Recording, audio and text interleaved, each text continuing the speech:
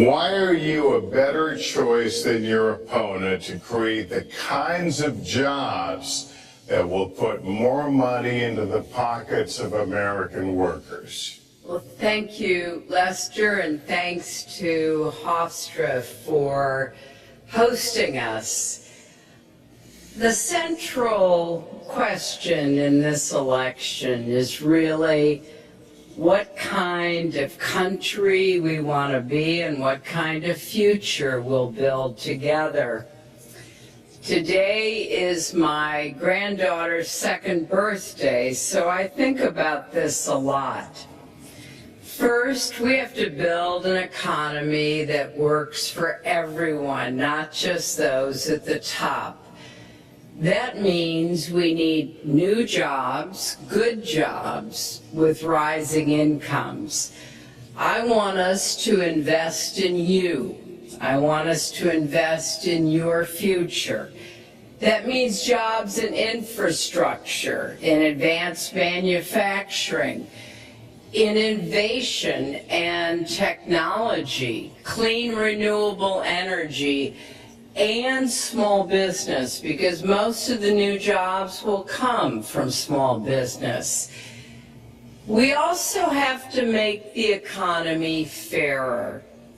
That starts with raising the national minimum wage and also guarantee, finally, equal pay for women's work. I also want to see more companies do profit sharing. If you help create the profits, you should be able to share in them, not just the executives at the top. And I want us to do more to support people who are struggling to balance family and work. I've heard from so many of you about the difficult choices you face and the stresses that you're under. So let's have paid family leave, earned sick days. Let's be sure we have affordable child care and debt-free college. How are we going to do it? We're going to do it by having the wealthy pay their fair share and close the corporate loopholes. Finally, we tonight are on the stage together, Donald Trump and I. Donald, it's good to be with you. We're going to have a debate where we are talking about the important issues facing our country. You have to judge us. Who can shoulder the immense, awesome responsibilities of the presidency? Who can put into action the plans that will make your life better? I hope that I will be able to earn your vote on November 8th. Secretary Clinton, thank you. Mr. Trump, the same question to you. It's about putting money, more money into the pockets of American workers. You have up to 2 minutes. Thank you, Lester. Our jobs are fleeing the country. They're going to Mexico. They're going to many other countries. You look at what China is doing to our country in terms of making our product. They're devaluing their currency, and there's nobody in our government to fight them.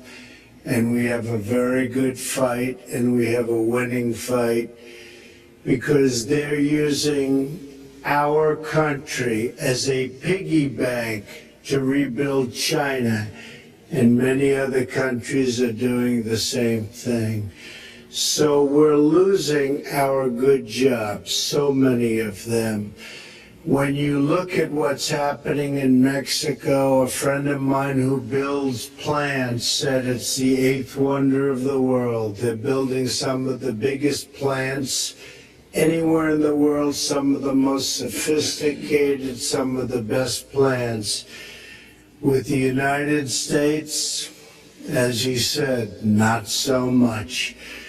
So Ford is leaving. You see that their small car division leaving. Thousands of jobs leaving Michigan, leaving Ohio.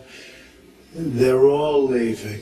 And we can't allow it to happen anymore. As far as child care is concerned and so many other things, I think Hillary and I agree on that. We probably disagree a little bit as to numbers and amounts and what we're going to do, but perhaps we'll be talking about that later. But we have to stop our jobs from being stolen from us. We have to stop our companies from leaving the United States and with it firing all of their people. All you have to do is take a look at Carrier Air Conditioning in Indianapolis. They fired 1,400 people. They're going to Mexico. So many, hundreds and hundreds of companies are doing this. We cannot let it happen. Under my plan, I'll be reducing taxes tremendously, from 35% to 15% for companies, small and big businesses. That's going to be a job creator like we haven't seen since Ronald Reagan. It's going to be a beautiful thing to watch. Companies will come, they will build, they will expand, new companies will start. And I look very, very much forward to doing it. We have to renegotiate our trade deals, and we have to stop these countries from stealing our companies and our jobs. Secretary Clinton, would you like to respond? Well, I think that trade is an important issue. Of course, we are 5% of the world's population. We have to trade with the other 95%. And we need to have smart, fair trade deals. We also, though, need to have a tax system that rewards work and not just financial transactions. And the kind of plan that Donald has put forth would be trickle-down economics all over again. In fact, it would be the most extreme version, the biggest tax cuts for the top percent of the people in this country that we've ever had. I call it trumped up trickle down, because that's exactly what it would be. That is not how we grow the economy. We just have a different view about what's best for growing the economy, how we make investments that will actually produce jobs and rising incomes. I think we come at it from somewhat different perspectives. I understand that. You know, Donald was very fortunate in his life, and that's all to his benefit. He started his business with $14 million borrowed from his father, and he really believes that the more you help wealthy people, the better off we'll be, and that everything will work out from there. I don't buy that. I have a different experience. My father was a small businessman. He worked really hard. He printed drapery fabrics on long tables where he pulled out those fabrics, and he went down with a silk screen and dumped the paint in and took the squeegee and kept going. And so what I believe is the more we can do for the middle class, the more we can invest in you, your education, your skills, your future, the better we will be off and the better we'll grow. That's the kind of economy I want us to see again. Let me follow up with Mr. Trump if I can. You've talked about creating 25 million jobs, and you've promised to bring back millions of jobs for Americans. How are you going to bring back the industries that have left this country for cheaper labor overseas? How specifically are you going to tell American manufacturers that you have to come back? Well, for one thing, and before we start on that, my father gave me a very small loan in 1975, and I built it into a company that's worth many, many billions of dollars, with some of the greatest assets in the world. And I say that only because that's the kind of thinking that our country needs. Our country's in deep trouble. We don't know what we're doing when it comes to devaluations, and all of these countries all over the world, especially China, they're the best ever at it. What they're doing to us is a very, very sad thing. So we have to do that. We have to renegotiate our trade deals. And Lester, they're taking our jobs, they're giving incentives, they're doing things that, frankly, we don't do. Let me give you the example of Mexico. They have a VAT tax. We're on a different system. When we sell into Mexico, there's a tax. When they sell in automatic, 16% approximately. When they sell into us, there's no tax. It's a defective agreement. It's been defective for a long time, many years, but the politicians haven't done anything about it. Now, in all fairness to Secretary Clinton, yes, is that okay? Good. I want you to be very happy. It's very important to me. But in all fairness to Secretary Clinton, when she started talking about this, it was really very recently. She's been doing this for 30 years. And why hasn't she made the agreements better? The NAFTA agreement is defective just because of the tax and many other reasons, but just because of the fact. Let me interrupt just a moment. Secretary Clinton and others, politicians, should have been doing this for years, not right now because of the fact that we've created a movement. They should have been doing this for years. What's happened to our jobs and our country and our economy generally is, look, we owe $20 trillion. We cannot do it any longer, Lester. Back to the question, though, how do you specifically bring back jobs, American manufacturers? How do you make them bring the jobs back? Well, the first thing you do is don't let the jobs leave. The companies are leaving. I could name, there are thousands of them. They're leaving, and they're leaving in bigger numbers than ever. And what you do is you say, fine, you want to go to Mexico or some other country, good luck. We wish you a lot of luck.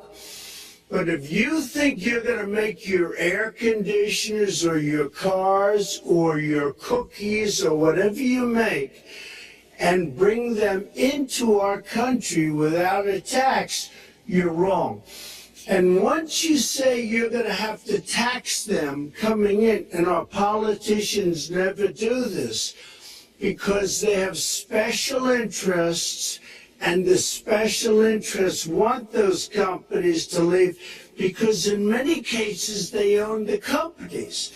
So what I'm saying is we can stop them from leaving. We have to stop them from leaving, and that's a big, big factor. Let me let Secretary Clinton get Well, there. let's stop for a second and remember where we were 8 years ago. We had the worst financial crisis, the Great Recession, the worst since the 1930s.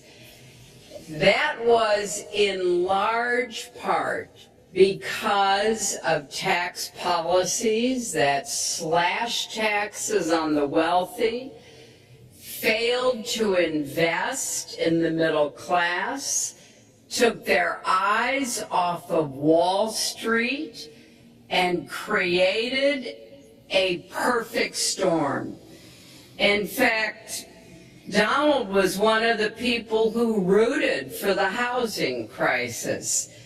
He said back in 2006, gee, I hope it does collapse because then I can go in and buy some and make some money. Well, it did collapse. That's called business, by the way. 9 million people, 9 million people lost their jobs, 5 million people lost their homes, and $13 trillion in family wealth was wiped out. Now, we have come back from that abyss, and it has not been easy.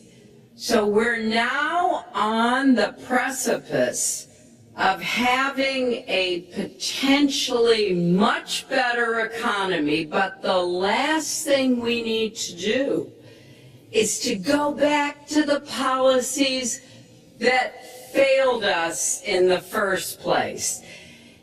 Independent experts have looked at what I've proposed and looked at what Donald's proposed, and basically they've said this, that if his tax plan, which would blow up the debt by over $5 trillion and would in some instances disadvantage middle-class families compared to the wealthy, were to go into effect, we would lose 3.5 million jobs and maybe have another recession.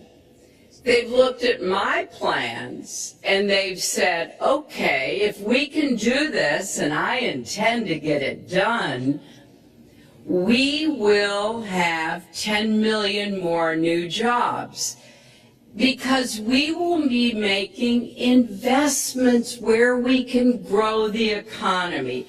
Take clean energy. Some country is going to be the clean energy superpower of the 21st century.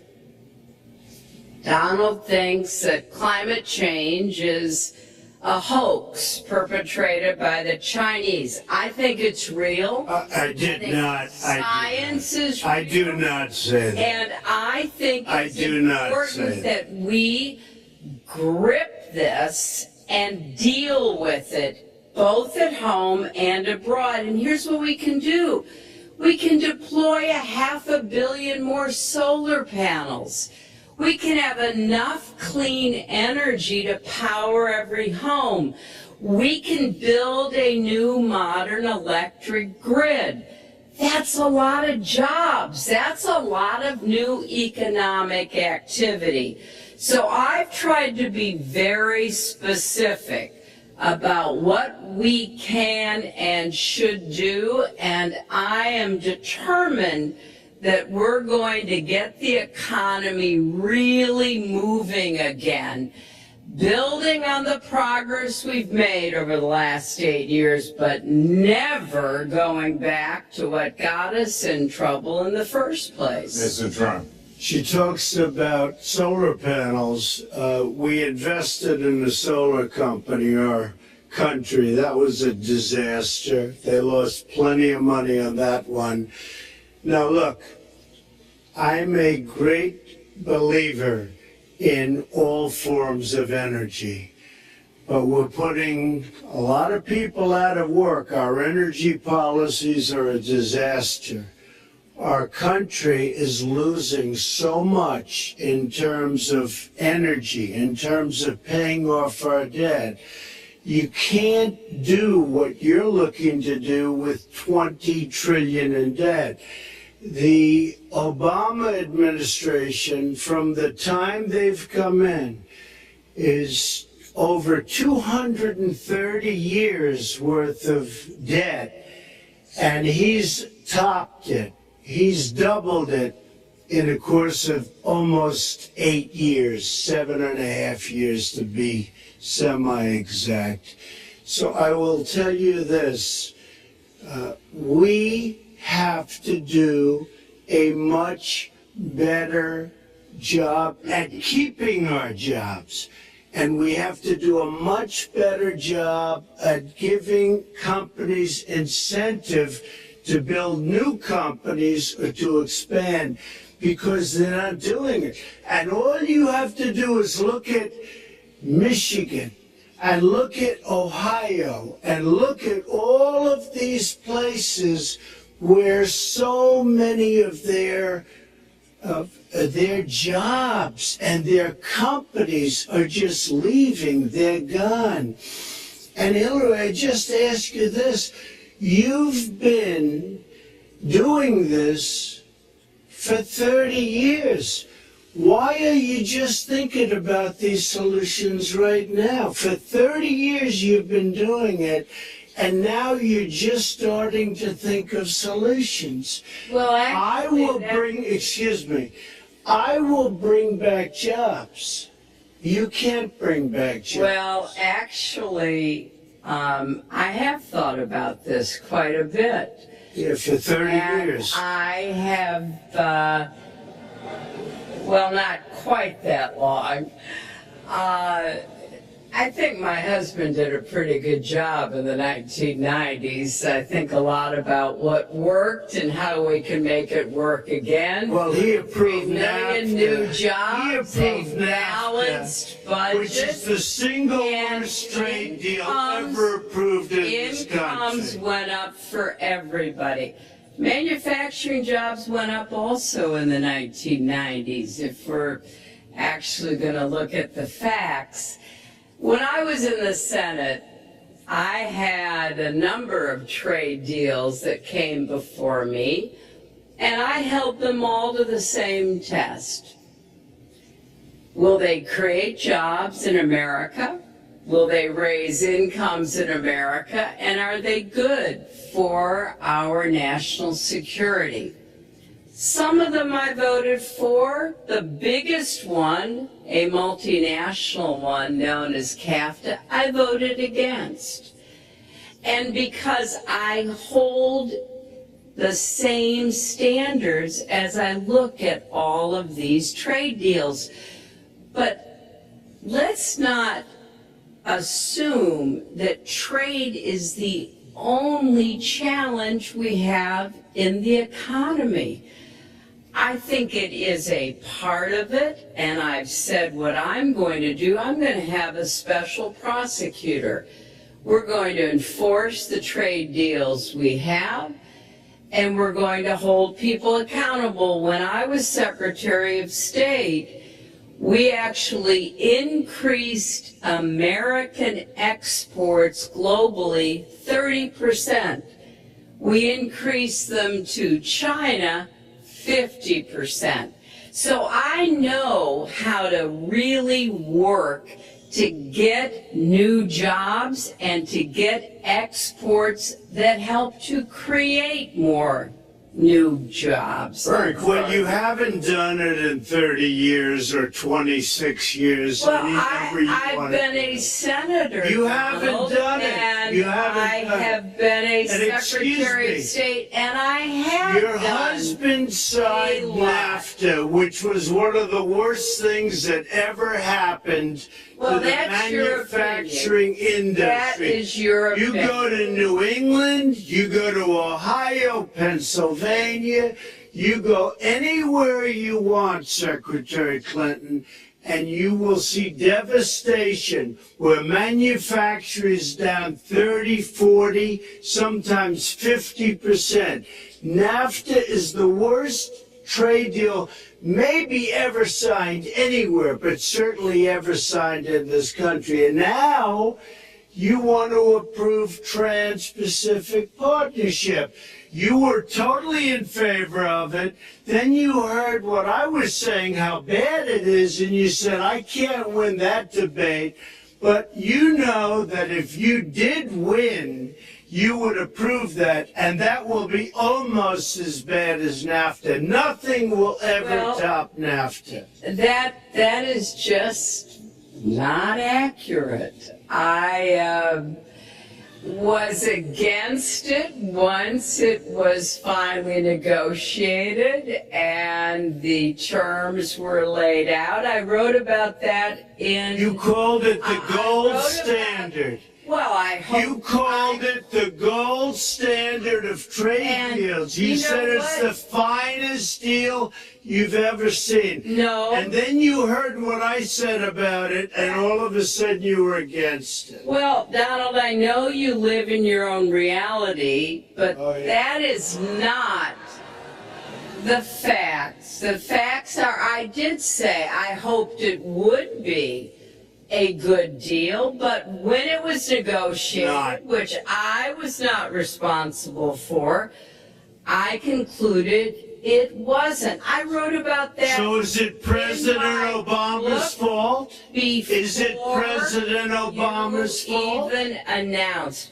Look, there are Secretary, is it President Obama's fault? There are Because different- he's pushing it. There are different views about what's good for our country, our economy, and our leadership in the world.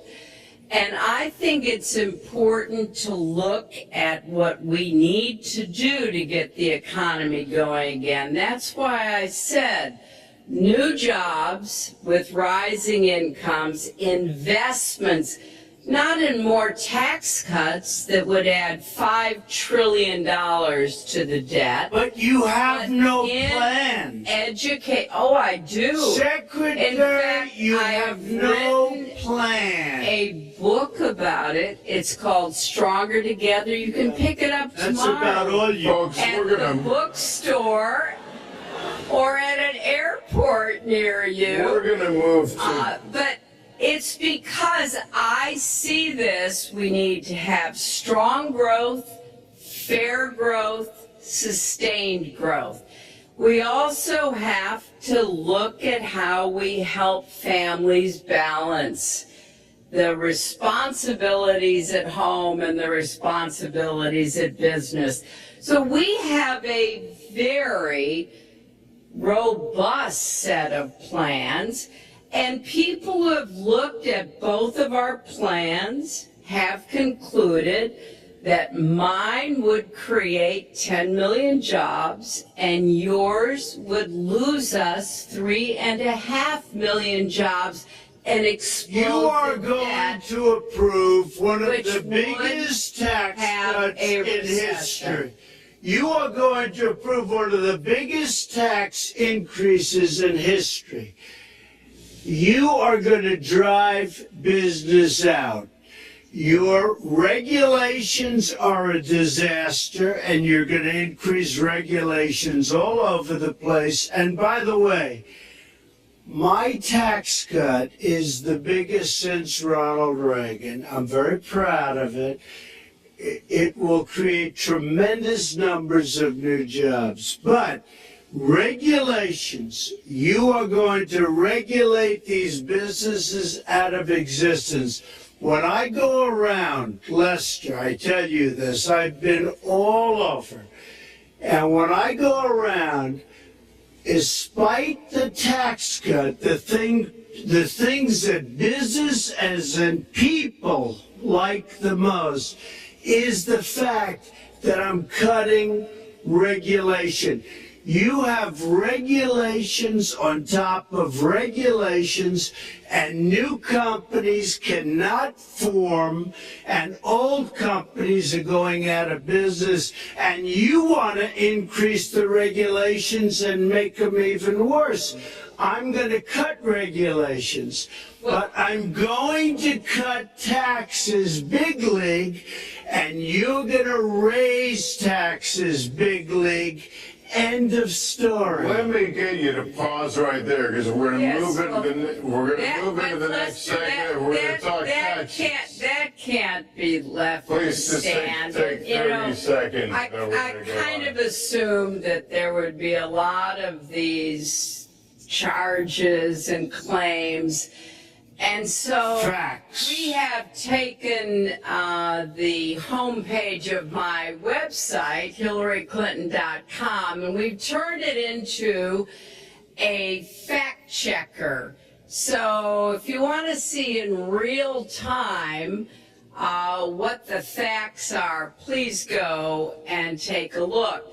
Because And take a look at mine also, and you'll not see. add a penny to the debt, and your plans would add $5 trillion to the debt. What I have proposed would cut regulations and streamline them for small businesses.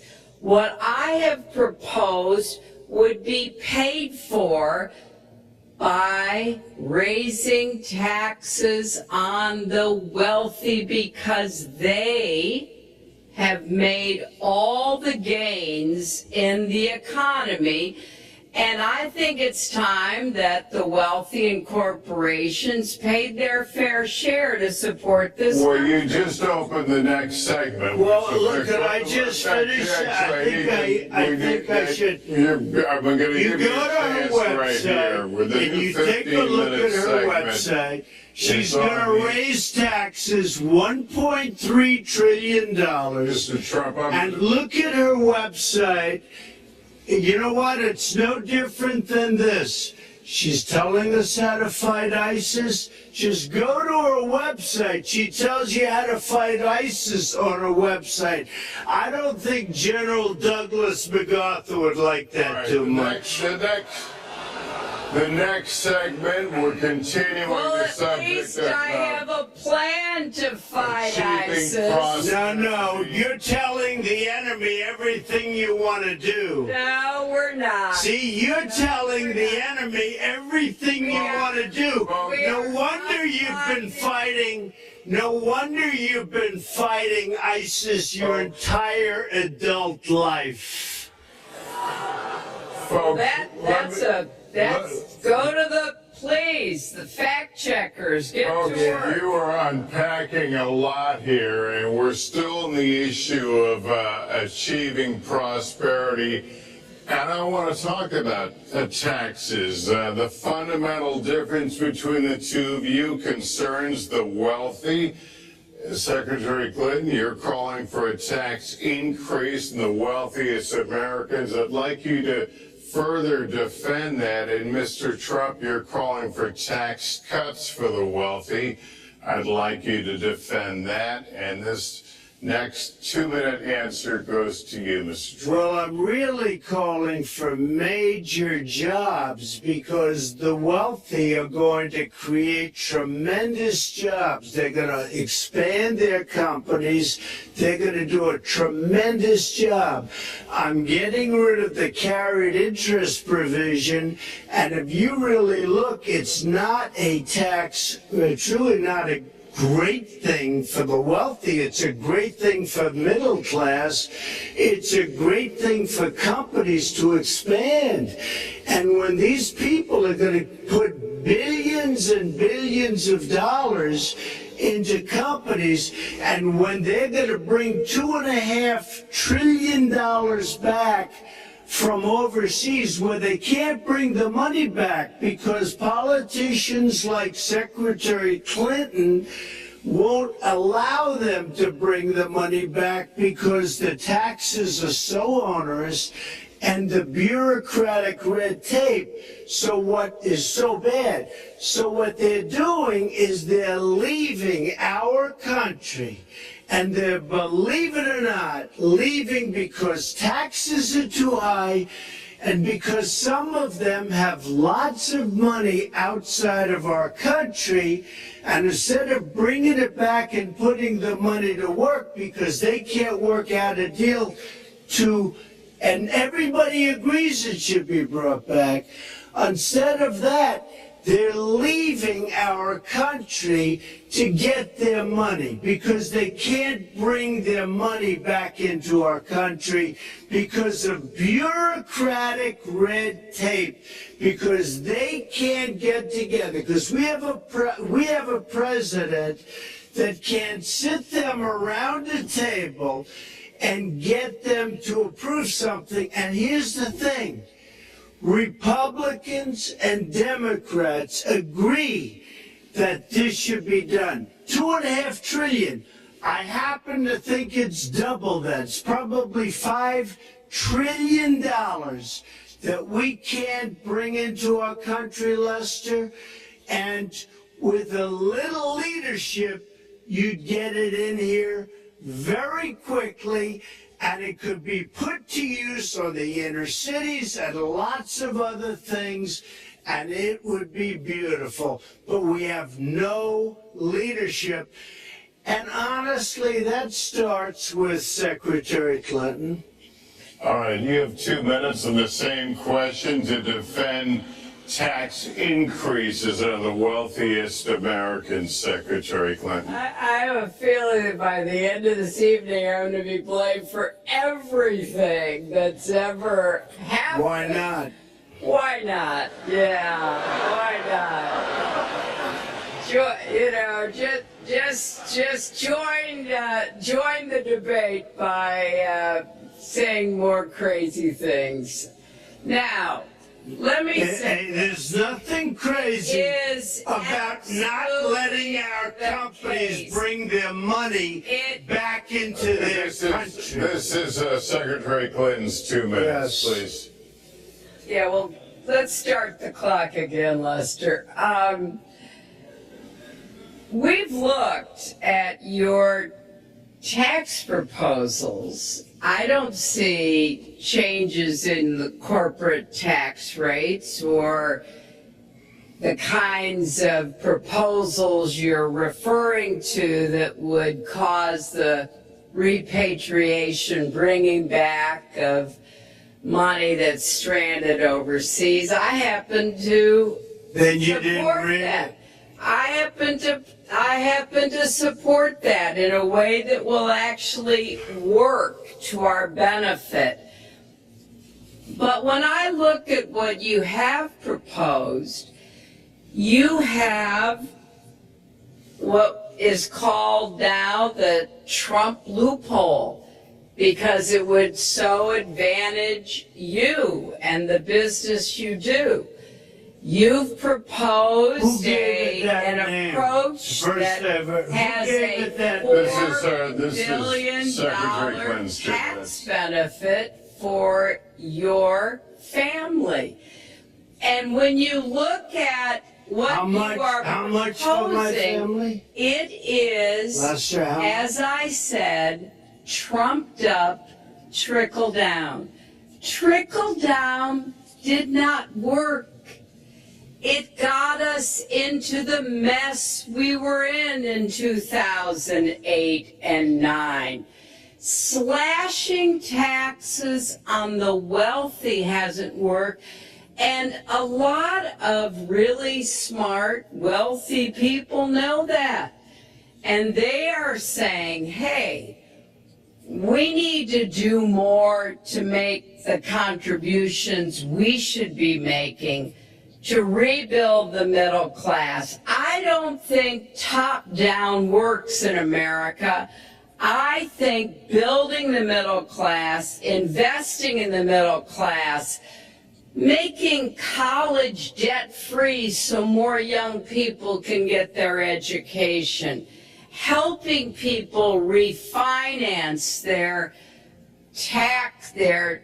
debt from college at a lower rate.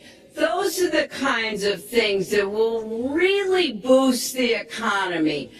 Broad-based, inclusive growth is what we need in America, not more advantages for people at the very top.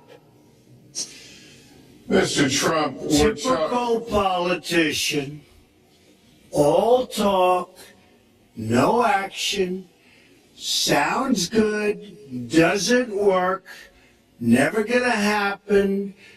Our country is suffering because people like Secretary Clinton have made such bad decisions in terms of our jobs and in terms of what's going on. Now, look, we have the worst revival of an economy since the Great Depression.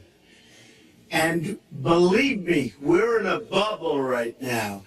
And the only thing that looks good is the stock market. But if you raise interest rates even a little bit, that's going to come crashing down. We are in a big, fat, ugly bubble. And we better be awfully careful. And we have a Fed that's doing political things. This Janet Yellen of the Fed is doing political by keeping the interest rates at this level. And believe me, the day Obama goes off and he leaves and he goes out to the golf course for the rest of his life to play golf, when they raise interest rates, you're going to see some very bad things happen because the Fed is not doing their job. The Fed is being more political than Secretary Clinton. Mr. Trump, we're talking about the burden that Americans have to pay, yet you have not released your tax returns. And the reason nominees have released their returns for decades is so that voters will know if their potential president owes money to, who he owes it to, and any business conflicts. Don't Americans have a right to know if there are any conflicts of interest? I don't mind releasing. I'm under a routine audit, and it'll be released. And as soon as the audit's finished, it'll be released. But you will learn more about Donald Trump by going down to the federal elections, where I filed a 104-page, essentially financial statement of sorts, the forms that they have. It shows income. In fact, the income, I just looked today, the income is filed at $694 million for this past year. $694 million. If you would have told me I was going to make that 15 or 20 years ago, I would have been very surprised. But that's the kind of thinking that our country needs.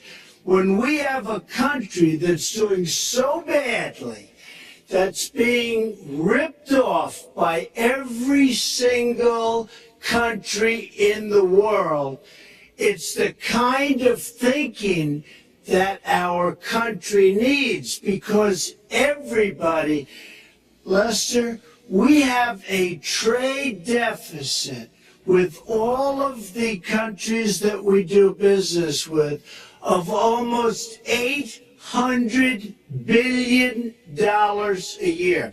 You know what that is? That means who's negotiating these trade deals? We have people that are political hacks negotiating our trade The deals. IRS has an Excuse me. audit of your taxes.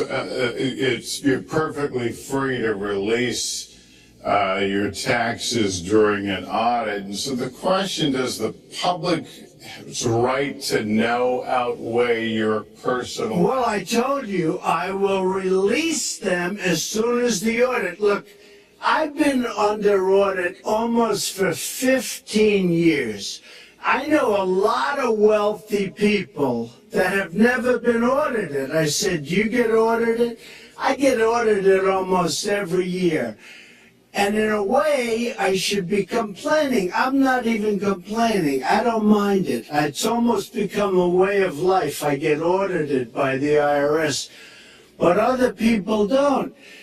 I will say this. We have a situation in this country that has to be taken care of. I will release my tax returns against my lawyer's wishes when she releases her 33,000 emails that have been deleted. As soon as she releases them, I will release my tax returns, and that's against my lawyers. They say don't do it. I will tell you this. No, in fact, watching shows, reading the papers, almost every lawyer says you don't release your returns until the audit's complete. When the audit's complete, I'll do it. But I would go against them if she releases her So email. it's negotiable? It's not negotiable. No, let her release the email. Why did she delete 33,000? Well, I'll let her ask that, but let me just admonish the audience one more time. There was an agreement. We did ask you to be silent, so it would be helpful for us. Secretary Clinton. Well, I think you've just seen another example of bait and switch here. For 40 years, everyone running for president has released their tax returns. You can go and see nearly, I think, 39, 40 years of our tax returns, but everyone has done it. We know the IRS has made clear there is no prohibition on releasing it when you're under audit. So you've got to ask yourself, why won't he release his tax returns? And I think there may be a couple of reasons. First, maybe he's not as rich as he says he is. Second, maybe he's not as charitable as he claims to be. Third, we don't know all of his business dealings, but we have been told through investigative reporting that he owes about $650 million to Wall Street and foreign banks. Or maybe he doesn't want the American people, all of you watching tonight, to know that he's paid nothing in federal taxes, because the only years that anybody's ever seen were a couple of years when he had to turn them over to state authorities when he was trying to get a casino license, and they showed he didn't pay any federal income tax. So That makes if me he's smart. paid zero, that means zero for troops, zero for vets, zero for schools or health. And I think probably he's not all that enthusiastic about having the rest of our country see what the real reasons are, because it must be something really important, even terrible, that he's trying to hide. And the financial disclosure statement, they don't give you the tax rate. They don't give you all the details that tax returns would. And it just seems to me that this is something that the American people deserve to see, and I have no reason to believe that he's ever going to release his tax returns, because there's something he's hiding. And we'll keep guessing at what it might be that he's hiding. But I think the question is, were he ever to get near the White House, what would be those conflicts? Who does he owe money to? Well, he owes you the answers to that, and he should provide them. He also raised the issue of your emails. Do you want to respond to that? I do. You know, I made a mistake using a private email. That's for sure. And if I had to do it over again, I would obviously do it differently. But I'm not going to make any excuses. It was a mistake, and I take responsibility for that. Mr. Trump? That was more than a mistake. That was done purposely. Okay, that was not a mistake. That was done purposely. When you have your staff taking the Fifth Amendment, taking the Fifth so they're not prosecuted, when you have the man that set up the illegal server taking the Fifth, I think it's disgraceful. And believe me, this country thinks it's disgraceful. It really thinks it's disgraceful also. As far as my tax returns, you don't learn that much from tax returns, that I can tell you. You learn a lot from financial disclosure. And you should go down and take a look at that. The other thing, I'm extremely underleveraged. The report that said 650, which, by the way, a lot of friends of mine that know my business said, boy, that's really not a lot of money. It's not a lot of money relative to what I had. The buildings that were in question, they said in the same report, which was actually wasn't even a bad story, to be honest with you, but the buildings are worth $3.9 billion. And the 650 isn't even on that. But it's not 650, it's much less than that. But I could give you a list of banks. I would, if that would help you, I would give you a list of banks. These are very fine institutions, very fine banks. I could do that very quickly. I am very underleveraged. I have a great company. I have a tremendous income. And the reason I say that is not in a braggadocious way. It's because it's about time that this country had somebody running it that has an idea about money.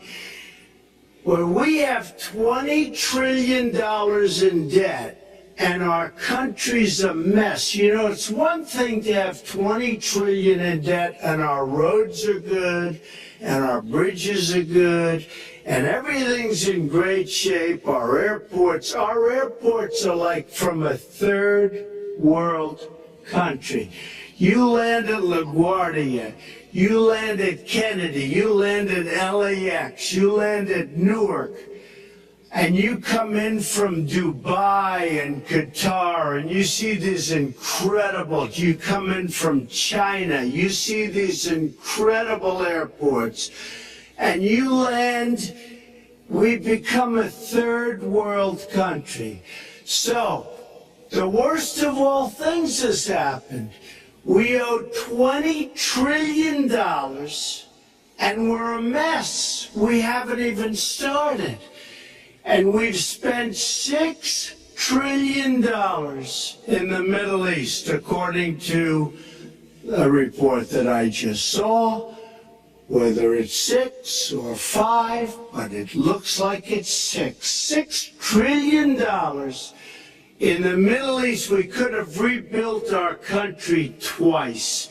And it's really a shame. And it's politicians like Secretary Clinton that have caused this problem. Our country has tremendous problems. We're a debtor nation.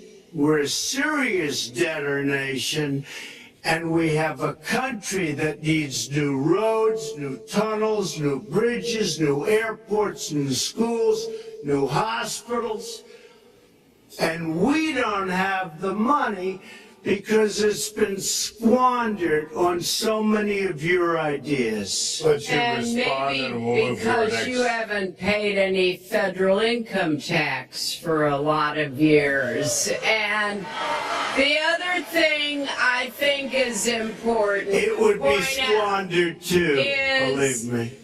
If your main claim to be president of the United States is your business, then I think we should talk about that. You know, your campaign manager said that you built a lot of businesses on the backs of little guys. And indeed, I have met a lot of the people who were stiffed by you and your businesses, Donald. I've met dishwashers, painters, architects, glass installers, marble installers, drapery installers, like my dad was, who you refused to pay when they finished the work that you asked them to do. We have an architect in the audience who designed one of your clubhouses at one of your golf courses. It's a beautiful facility. It immediately was put to use, and you wouldn't pay what the man needed to be paid, what he was charging you. Maybe to he do. didn't do a good job, and I was Well, unsatisfied with his work, which our country the- should do the too. thousands of people that you have stiffed over the course of your business not deserve some kind of apology from someone who has taken their labor, taken the goods that they produced, and then refused to pay them? I can only say that I'm certainly relieved that my late father never did business with you. He provided a good middle-class life for us, but the people he worked for, he expected the bargain to be kept on both sides. And when we talk about your business, you've taken business bankruptcy 6 times. There are a lot of great business people that have never taken bankruptcy once. You call yourself the king of debt.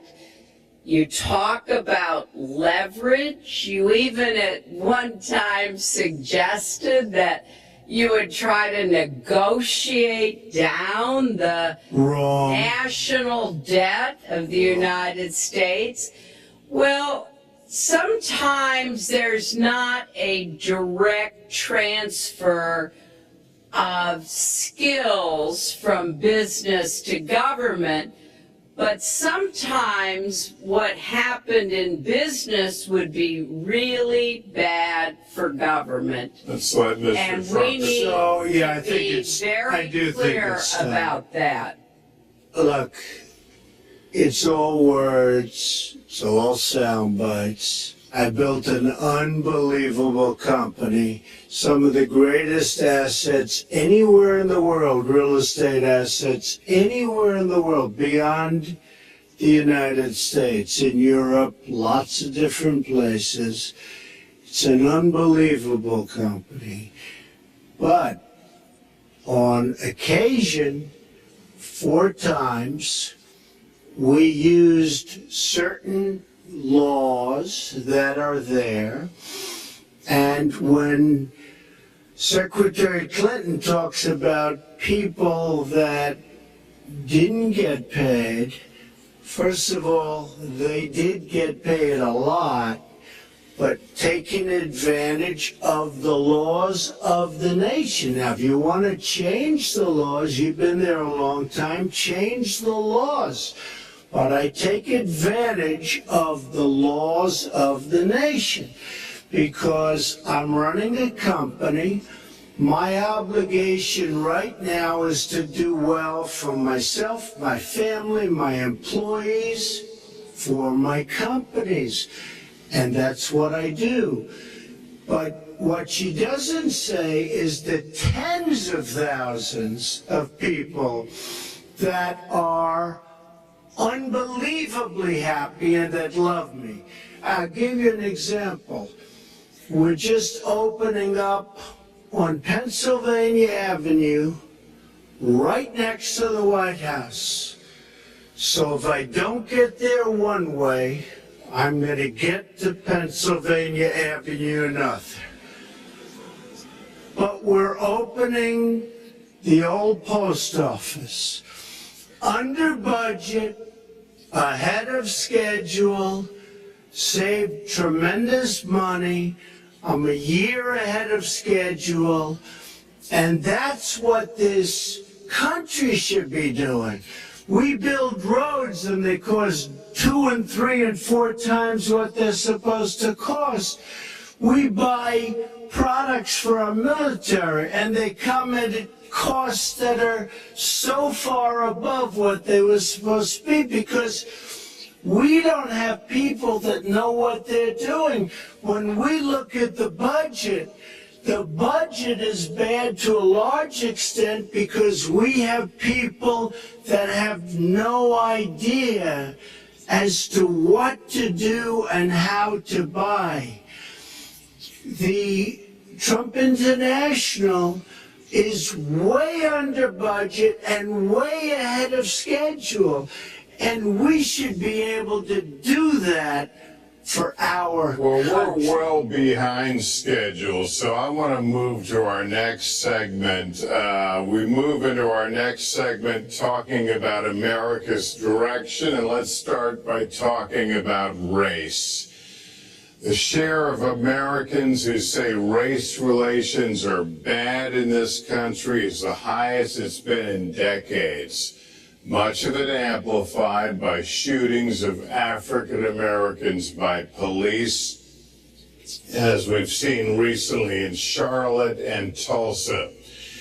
Race has been a big issue in this campaign, and one of you is going to have to bridge a very wide and bitter gap. So how do you heal the divide? Secretary Clinton, you get 2 minutes on this. Well, you're right. Race remains a significant challenge in our country. Unfortunately, race still determines too much. Often determines where people live, determines what kind of education in their public schools they can get, and yes, it determines how they're treated in the criminal justice system.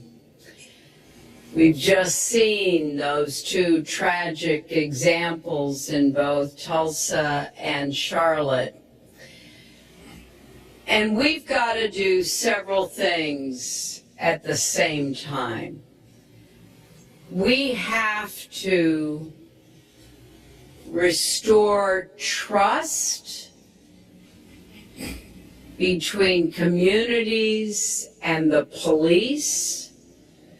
We have to work to make sure that our police are using the best training, the best techniques, that they're well prepared to use force only when necessary.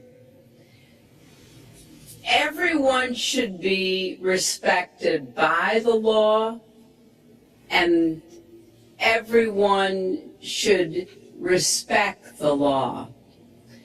Right now, that's not the case in a lot of our neighborhoods. So I have, ever since the first day of my campaign, called for criminal justice reform. I've laid out a platform that I think would begin to remedy some of the problems we have in the criminal justice system.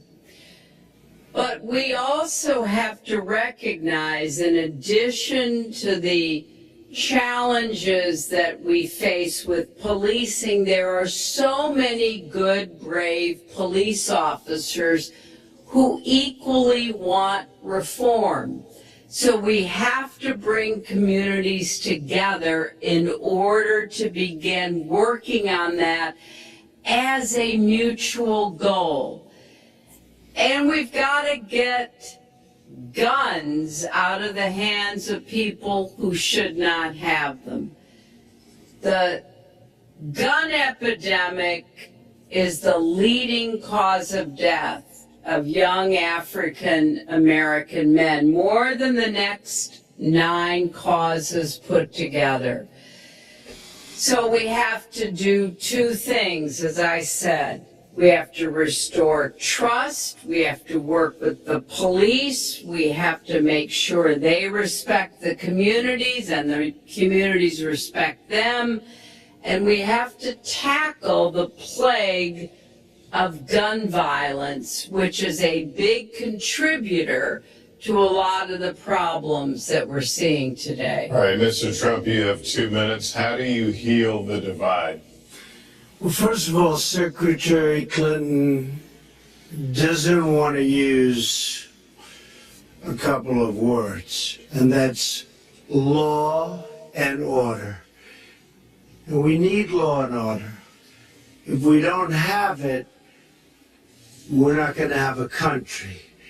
And when I look at what's going on in Charlotte, a city I love, a city where I have investments, when I look at what's going on throughout various parts of our country, whether it's, I can just keep naming them all day long.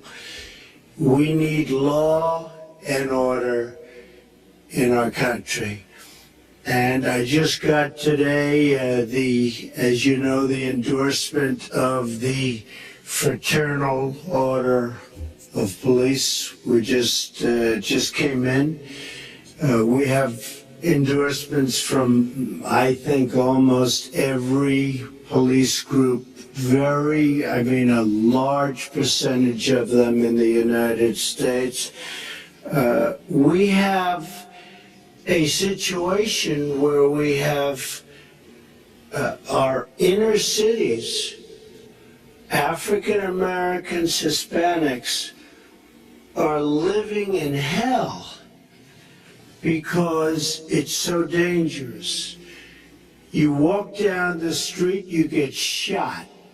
In Chicago, they've had thousands of shootings, thousands, since January 1st. Thousands of shootings.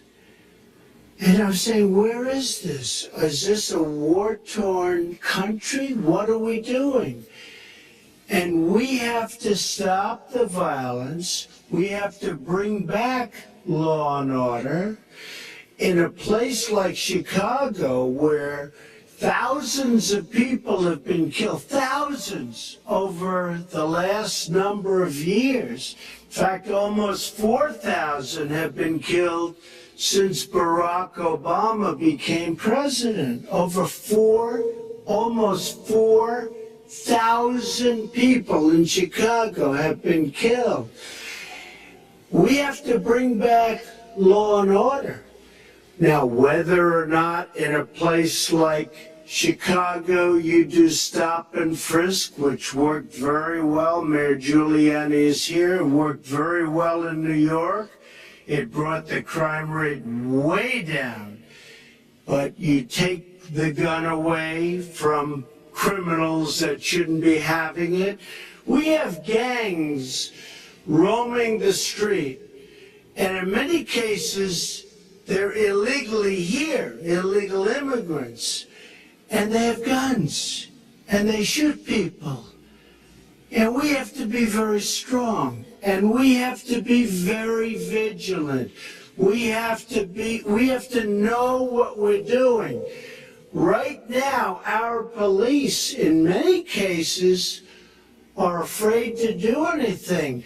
We have to protect our inner cities because African American communities are being decimated by crime. Your 2 minutes has expired, but I do want to follow up. Stop and frisk was ruled unconstitutional in New York because it largely singled out Black and Hispanic young men. No, you're wrong. It went before a judge who was a very against police judge. It was taken away from her, and our new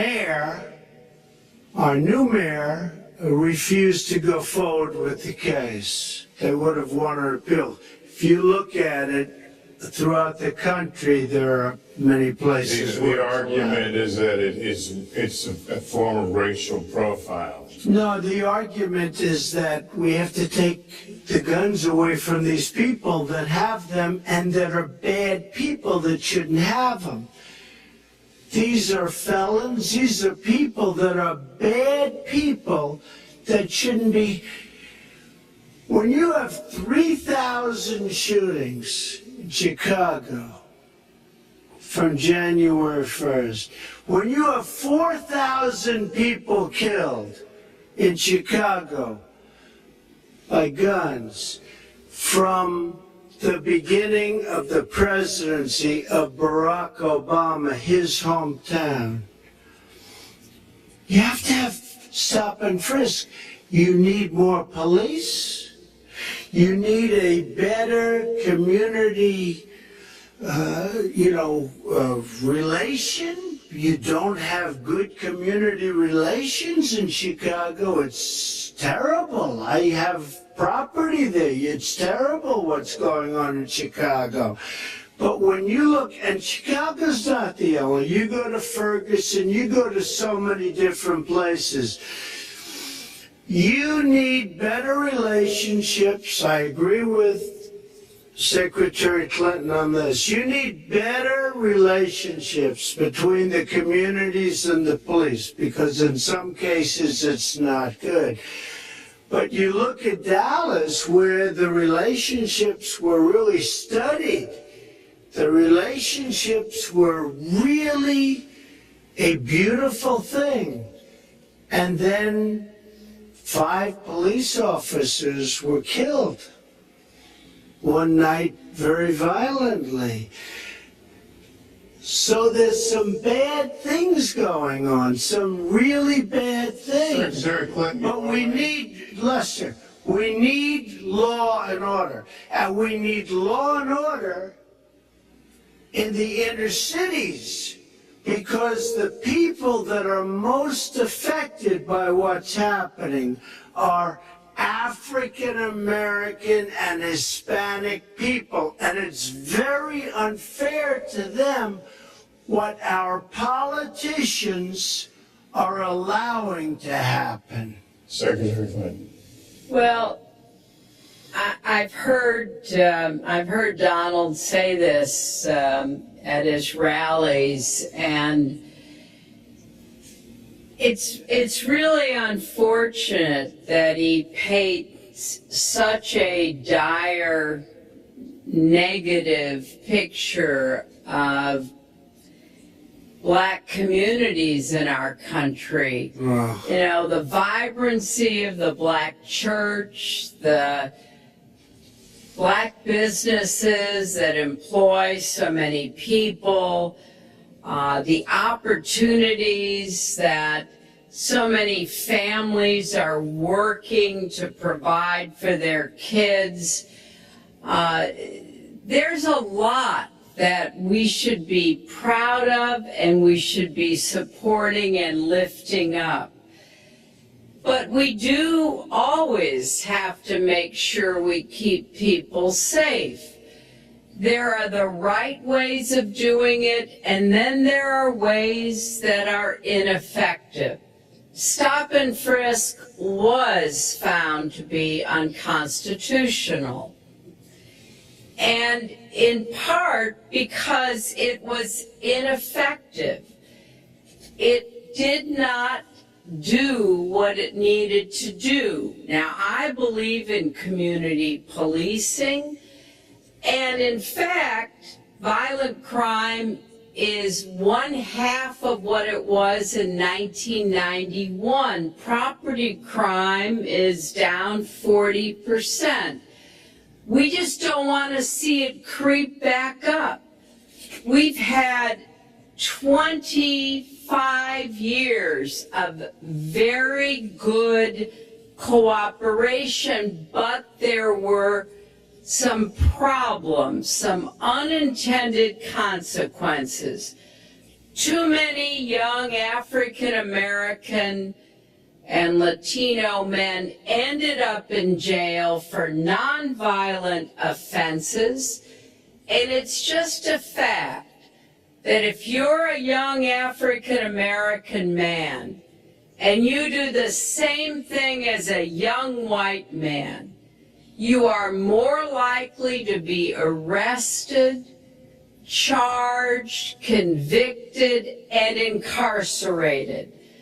So we've got to address the systemic racism in our criminal justice system. We cannot just say law and order. We have to say we have to come forward with a plan that is going to divert people from the criminal justice system, deal with mandatory minimum sentences, which have put too many people away for too long for doing too little. We need to have more second chance programs. I'm glad that we're ending private prisons in the federal system. I want to see them ended in the state system.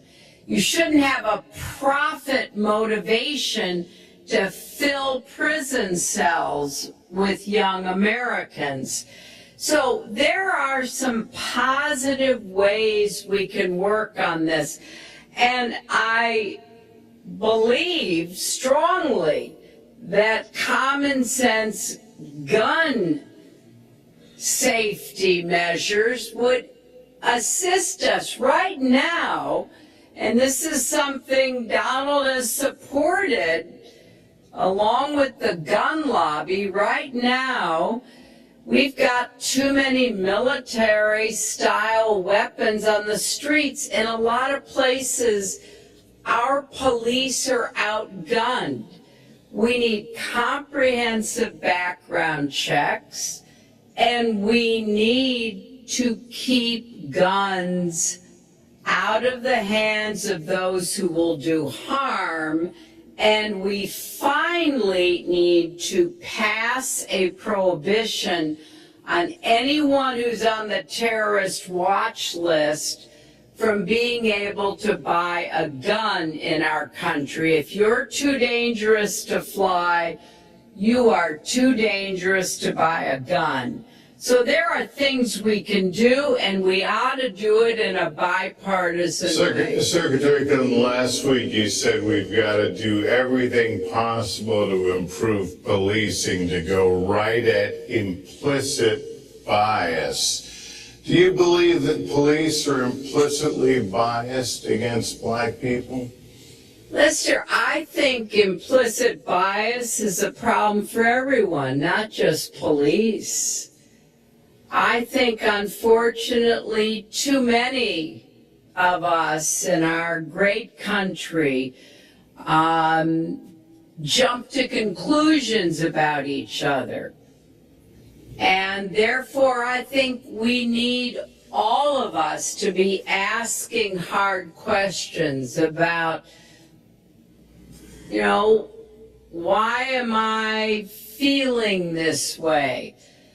But when it comes to policing, since it can have literally fatal consequences, I have said in my first budget we would put money into that budget to help us deal with implicit bias by retraining a lot of our police officers. I've met with a group of very distinguished, experienced police chiefs a few weeks ago. They admit it's an issue. They've got a lot of concerns. Mental health is one of the biggest concerns because now police are having to handle a lot of really difficult mental health problems on the street. They want support, they want more training, they want more assistance, and I think the federal government could be in a position where we would offer and provide that. I'd like to respond. Please. First of all, I agree, and a lot of people, even within my own party, want to give certain rights to people on watch lists and no-fly lists. I agree with you. When a person is on a watch list or a no-fly list, and I have the endorsement of the NRA, which I'm very proud of. These are very, very good people, and they're protecting the Second Amendment. But I think we have to look very strongly at no-fly lists and watch lists. And when people are on there, even if they shouldn't be on there, we'll help them legally, we'll help them get off. But I tend to agree with that quite strongly. I do want to bring up the fact that you were the one that brought up the word super predator about young black youth. And that's a term that I think was it's been horribly met, as you know. I think you've apologized for it. But I think it was a terrible thing to say.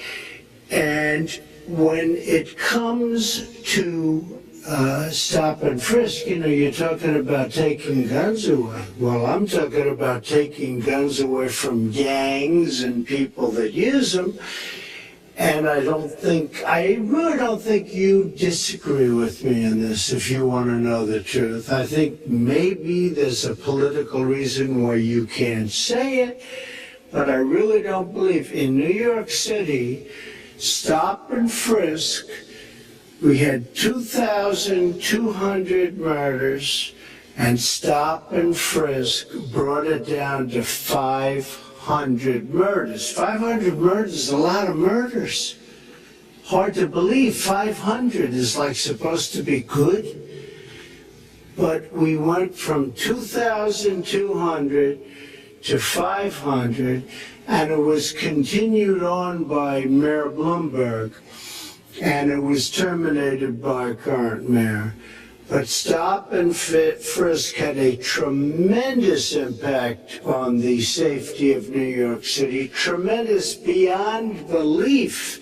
So when you say it has no impact, it really did. It had a very, very big impact. Well, it's also fair to say, if we're going to talk about mayors, that under the current mayor, crime has continued to drop, including murders.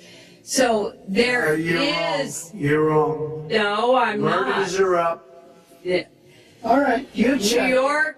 New York has done an excellent job, and I give credit across the board, going back, to mayors, to police chiefs, because it has worked, and other communities need to come together to do what will work as well. Look, one murder is too many, but it is important that we learn about what has been effective and not go to things that sound good that really did not have the kind of impact that we would want. Who disagrees with keeping neighborhoods safe? But let's also add, no one should disagree about respecting the rights of young men who live in those neighborhoods. And so we need to do a better job of working again with the communities, faith communities, business communities, as well as the police, to try to deal with this problem. This conversation is about race, and so, Mr. Trump, I have to ask you. But I'd like you to just respond, if I might. Please, 20 I'd seconds. just like to respond. Please respond, then I've got to I will. call off. Look, the African American community has been let down by our politicians.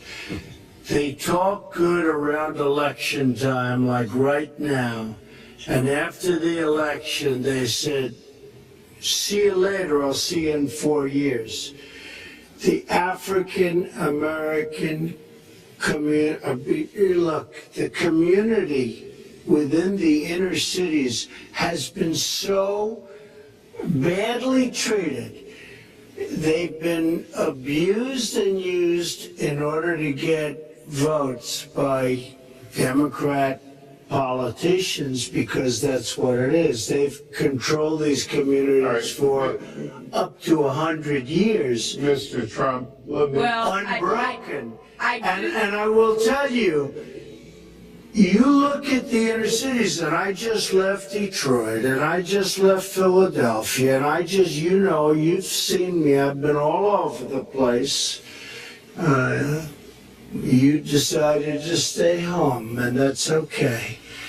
But I will tell you, I've been all over, and I've met some of the greatest people I'll ever meet within these communities.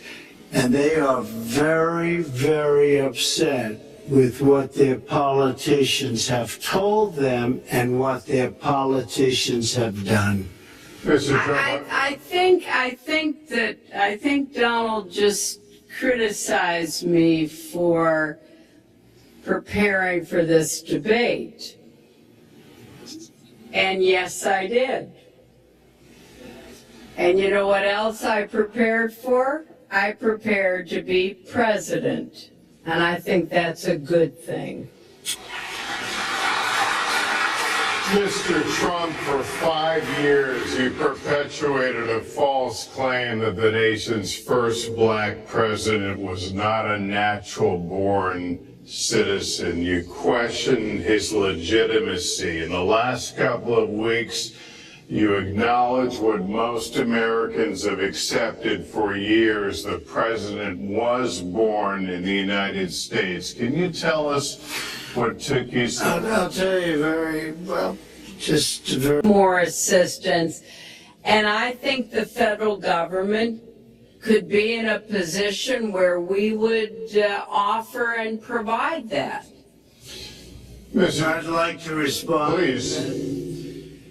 First of all, I agree, and a lot of people, even within my own party, want to give certain rights to people on watch lists and no-fly lists. I agree with you. When a person is on a watch list or a no-fly list, and I have the endorsement of the NRA, which I'm very proud of. These are very, very good people, and they're protecting the Second Amendment. But I think we have to look very strongly at no-fly lists and watch lists. And when people are on there, even if they shouldn't be on there, we'll help them legally, we'll help them get off. But I tend to agree with that quite strongly. I do want to bring up the fact that you were the one that brought up the word super predator about young black youth. And that's a term that I think was it's been horribly met, as you know. I think you've apologized for it. But I think it was a terrible thing to say. And when it comes to stop and frisk, you're talking about taking guns away. Well, I'm talking about taking guns away from gangs and people that use them. And I really don't think you disagree with me in this, if you want to know the truth. I think maybe there's a political reason why you can't say it, but I really don't believe. In New York City, stop and frisk, we had 2,200 murders, and stop and frisk brought it down to 500 murders. 500 murders is a lot of murders. Hard to believe 500 is like supposed to be good. But we went from 2,200 to 500, and it was continued on by Mayor Bloomberg, and it was terminated by our current mayor. But stop and frisk had a tremendous impact on the safety of New York City, tremendous beyond belief. So when you say it has no impact, it really did. It had a very, very big impact. Well, it's also fair to say, if we're going to talk about mayors, that under the current mayor, crime has continued to drop, including murders. So there is... You're wrong. No, I'm not. Murders are up. All right, you check. New York has done an excellent job, and I give credit. I give credit across the board, going back to mayors, to police chiefs, because it has worked, and other communities need to come together to do what will work as well. Look, one murder is too many, but it is important that we learn about what has been effective and not go to things that sound good that really did not have the kind of impact that we would want. Who disagrees with keeping neighborhoods safe? But let's also add, no one should disagree about respecting the rights of young men who live in those neighborhoods. And so we need to do a better job of working again with the communities, faith communities, business communities, as well as the police, to try to deal with this problem. This conversation is about race, and so, Mr. Trump, I have to ask But you I'd like for to just respond, if I might.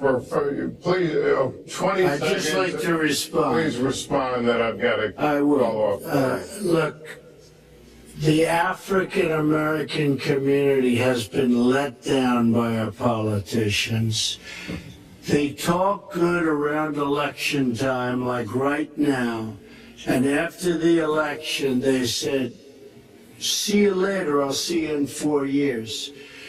The African American community, look, the community within the inner cities has been so badly treated. They've been abused and used in order to get votes by Democrat politicians, because that's what it is. They've controlled these communities for up to 100 years. Mr. Trump, let me... Well, Unbroken. I do. And I will tell you, you look at the inner cities, and I just left Detroit, and I just left Philadelphia, and I just, you know, you've seen me, I've been all over the place. You decided to stay home, and that's okay. But I will tell you, I've been all over, and I've met some of the greatest people I'll ever meet within these communities, and they are very, very upset with what their politicians have told them and what their politicians have done. Mr. Trump, I think Donald just criticized me for preparing for this debate. And yes, I did. And you know what else I prepared for? I prepared to be president. And I think that's a good thing. Mr. Trump, for 5 years, you perpetuated a false claim that the nation's first black president was not a natural-born citizen. You questioned his legitimacy. In the last couple of weeks, you acknowledge what most Americans have accepted for years: the president was born in the United States. Can you tell us what took you so... I'll tell you very well, just very simple to say. Sidney Blumenthal works for the campaign and very close friend of Secretary Clinton. And her campaign manager, Patty Doyle, went to, during the campaign, her campaign against President Obama, fought very hard, and you can go look it up and you can check it out. And if you look at CNN this past week, Patty Solis Doyle was on Wolf Blitzer. For years, the president was born in the United States. Can you tell us what took you so... I'll tell you very well, just very simple to say. Sidney Blumenthal works for the campaign and very close friend of Secretary Clinton. And her campaign manager, Patty Doyle, went to, during the campaign, her campaign against President Obama, fought very hard, and you can go look it up and you can check it out. And if you look at CNN this past week, Patty Solis Doyle was on Wolf Blitzer saying that this happened. Blumenthal sent McClatchy, highly respected reporter at McClatchy, to Kenya to find out about it. They were pressing it very hard. She failed to get the birth certificate. When I got involved, I didn't fail. I got him to give the birth certificate. So I'm satisfied with it, and I'll tell you why I'm satisfied with it. That was Because I want to get on to defeating ISIS. Because I want to get on to creating jobs. Because I want to get on to having a strong border. Because I want to get on to things that are very important to me and that are very important to the country. I will let you respond. That's important, but I just want to get the answer here. The birth certificate was produced in 2011. You continued to tell the story and question the president's legitimacy in 2012, 13, 14, 15, Yeah. as recently as January. So the question is, what changed your mind? Well, nobody was pressing it. Nobody was caring much about it. I figured you'd ask the question tonight, of course, but nobody was caring much about it. But I was the one that got him to produce the birth certificate, and I think I did a good job. Secretary Clinton also fought it. I mean, you know, now everybody in mainstream is going to say, oh, that's not true. Look, it's true. Sidney Blumenthal sent a reporter. You just have to take a look at CNN last week, the interview with your former campaign manager, and she was involved. But just like she can't bring back jobs, she can't produce. I'm sorry, I'm just going to follow up, and I will let you respond to that because there's a lot there. But we're talking about racial healing in this segment.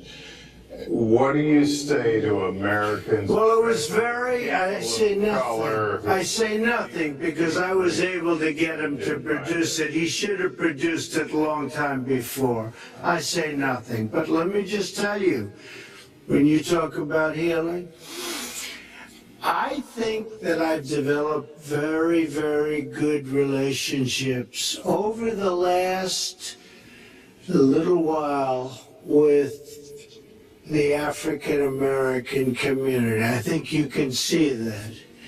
And I feel that they really wanted me to come to that conclusion. And I think I did a great job and a great service, not only for the country, but even for the president in getting him to produce his birth certificate. Secretary Clinton. Well, just listen to what you heard. And clearly, as Donald just admitted, he knew he was going to stand on this debate stage and Lester Holt was going to be asking us questions. So he tried to put the whole racist birther lie to bed. But it can't be dismissed that easily. He has really started his political activity based on this racist lie that our first black president was not an American citizen. There was absolutely no evidence for it, but he persisted year after year because some of his supporters, people that he was trying to bring into his fold, apparently believed it or wanted to believe it. But remember, Donald started his career back in 1973 being sued by the Justice Department for racial discrimination because he would not rent apartments in one of his developments to African Americans, and he made sure that the people who worked for him understood that was the policy. He actually was sued twice by the Justice Department. So he has a long record of engaging in racist behavior. And the birther lie was a very hurtful one. You know, Barack Obama is a man of great dignity, and I could tell how much it bothered him and annoyed him that this was being touted and used against him. But I like to remember what Michelle Obama said in her amazing speech at our Democratic National Convention. When they go low, we go high. And Barack Obama went high, despite Donald Trump's best efforts to bring him down. Mr. Trump, you can respond, then we're going to move on I to would the love next to segment. respond. First of all, I got to watch in preparing for this some of your debates against Barack Obama. You treated him with terrible disrespect. And I watched the way you talk now about how lovely everything is and how wonderful you are. It doesn't work that way. You were after him, you were trying to, you even sent out, or your campaign sent out pictures of him in a certain garb, very famous pictures, I don't think you can deny that. But just last week, your campaign manager said it was true. So when you try to act holier than thou, it really doesn't work. It really doesn't. Now, as far as the lawsuit, yes, when I was very young, I went into my father's company, had a real estate company in Brooklyn and Queens. And we, along with many, many other companies throughout the country, as a federal lawsuit, were sued. We settled the suit with no admission of guilt.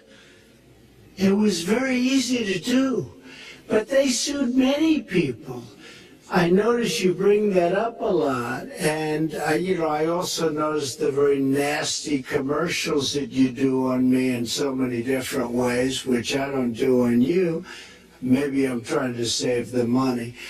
But frankly, I look at that and I say, isn't that amazing? Because I settled that lawsuit with no admission of guilt. But that was a lawsuit brought against many real estate firms, and it's just one of those things. I'll go on one step further. In Palm Beach, Florida, tough community, a brilliant community, a wealthy community, probably the wealthiest community there is in the world. I opened a club and really got great credit for it. No discrimination against African Americans, against Muslims, against anybody. And it's a tremendously successful club, and I'm so glad I did it.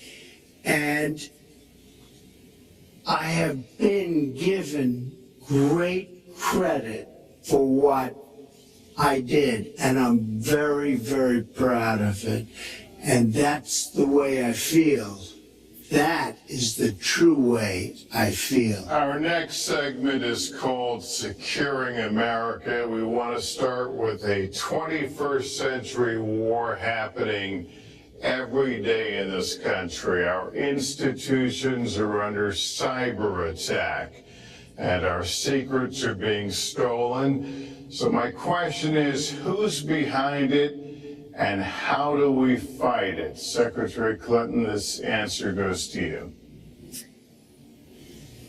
Well, I think cybersecurity, cyber warfare will be one of the biggest challenges facing the next president, because clearly we're facing at this point two different kinds of adversaries. There are the independent hacking groups that do it mostly for commercial reasons, to try to steal information that they then can use to make money.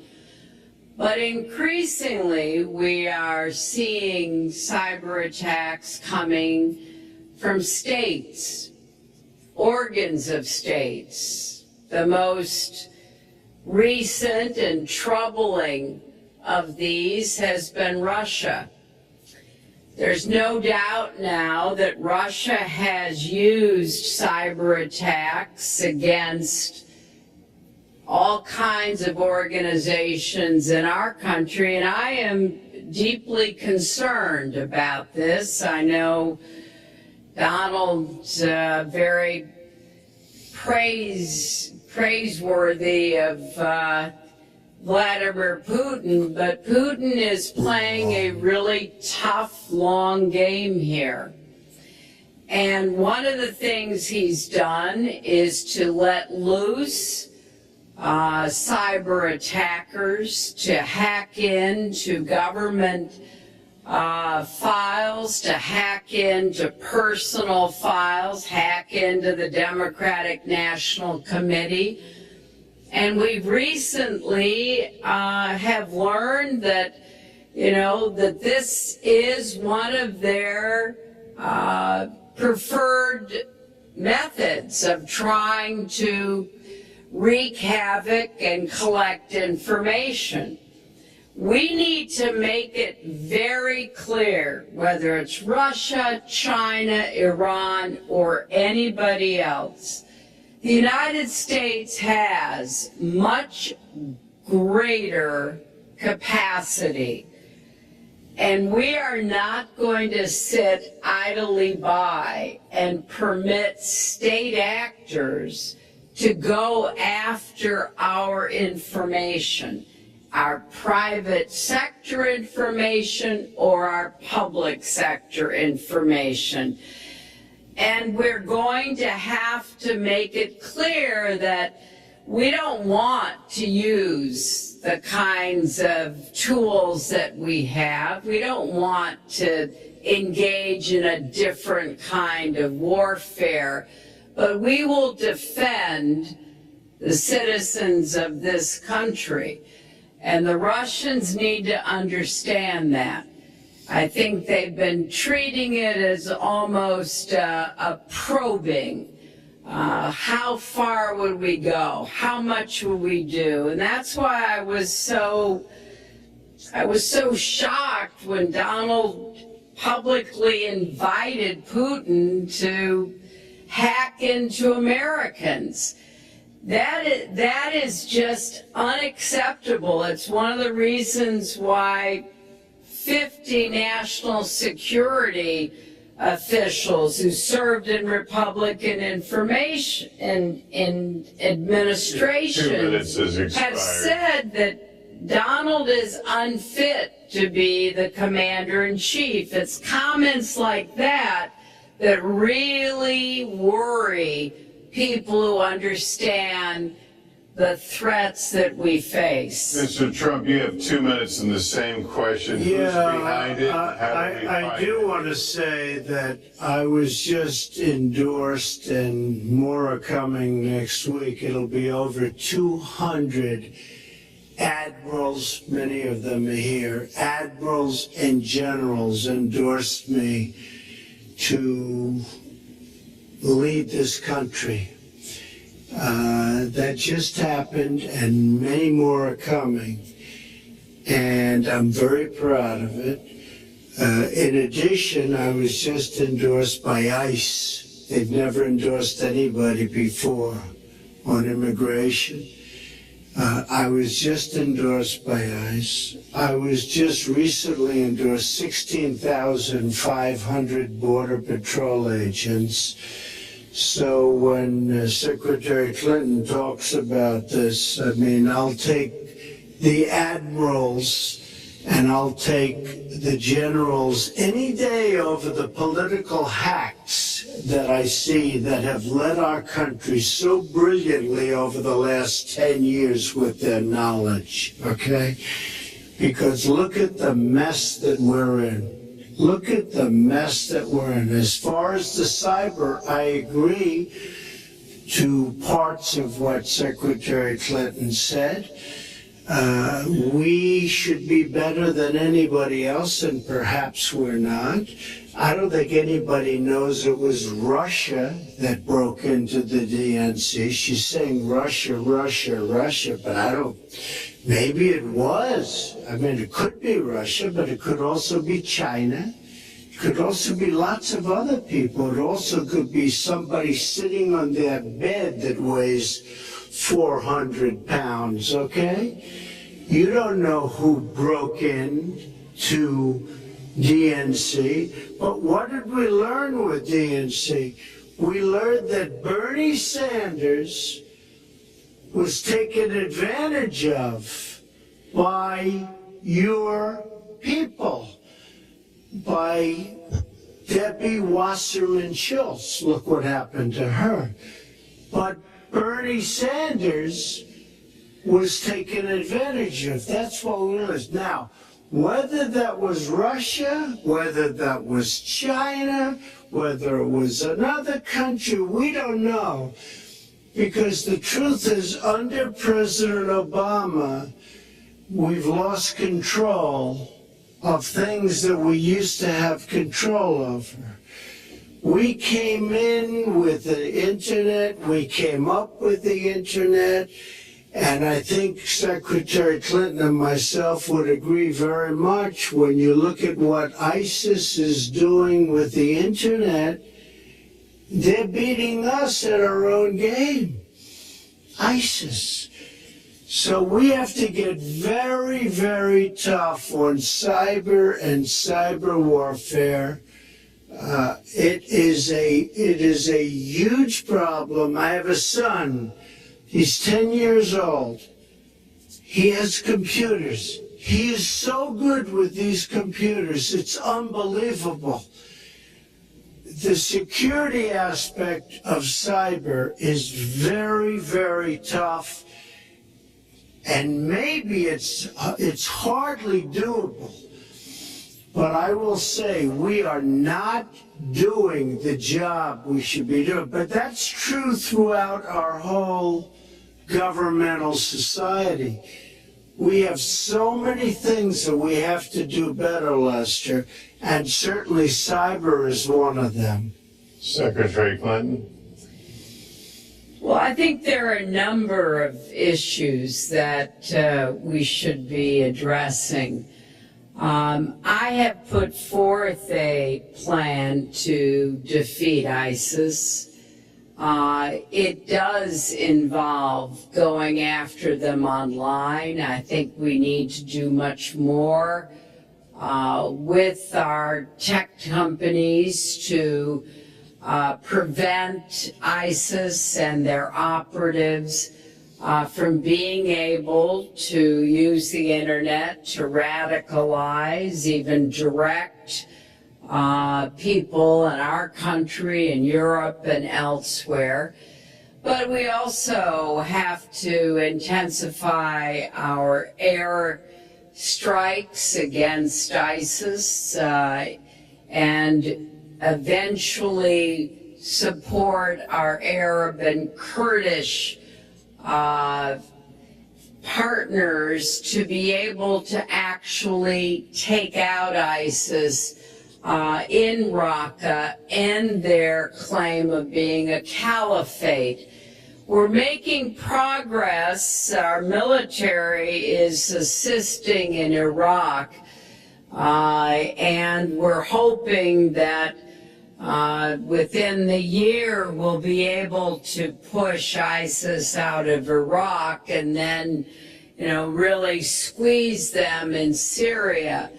But we have to be cognizant of the fact that they've had foreign fighters coming to volunteer for them, foreign money, foreign weapons. So we have to make this the top priority, and I would also do everything possible to take out their leadership. I was involved in a number of efforts to take out al-Qaeda leadership when I was Secretary of State, including, of course, taking out bin Laden. And I think we need to go after Baghdadi as well, make that one of our organizing principles, because we've got to defeat ISIS and we've got to do everything we can to disrupt their propaganda efforts online. You mentioned ISIS, and we think of ISIS certainly as over there, but there are American citizens who have been inspired to commit acts of terror on American soil. The latest incident, of course, the bombings we just saw in New York and New Jersey, the knife attack at a mall in Minnesota, and the last year, deadly attacks in San Bernardino and Orlando. I'll ask this to both of you. Tell us specifically how you would prevent homegrown attacks by American citizens, Mr. Trump. Well, first I have to say one thing, very important. Secretary Clinton is talking about taking out ISIS. We will take out ISIS.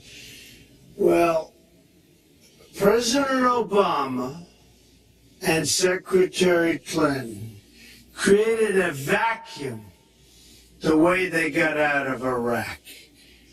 Because they got out, well, they shouldn't have been in, but once they got in, the way they got out was a disaster. And ISIS was formed. So she talks about taking them out. She's been doing it a long time. She's been trying to take them out for a long time. But they wouldn't have even been formed if they left some troops behind, like 10,000 or maybe something more than that. And then you wouldn't have had them. Or, as I've been saying for a long time, and I think you'll agree because I said it to you once, had we taken the oil, and we should have taken the oil, ISIS would not have been able to form either, because the oil was their primary source of income.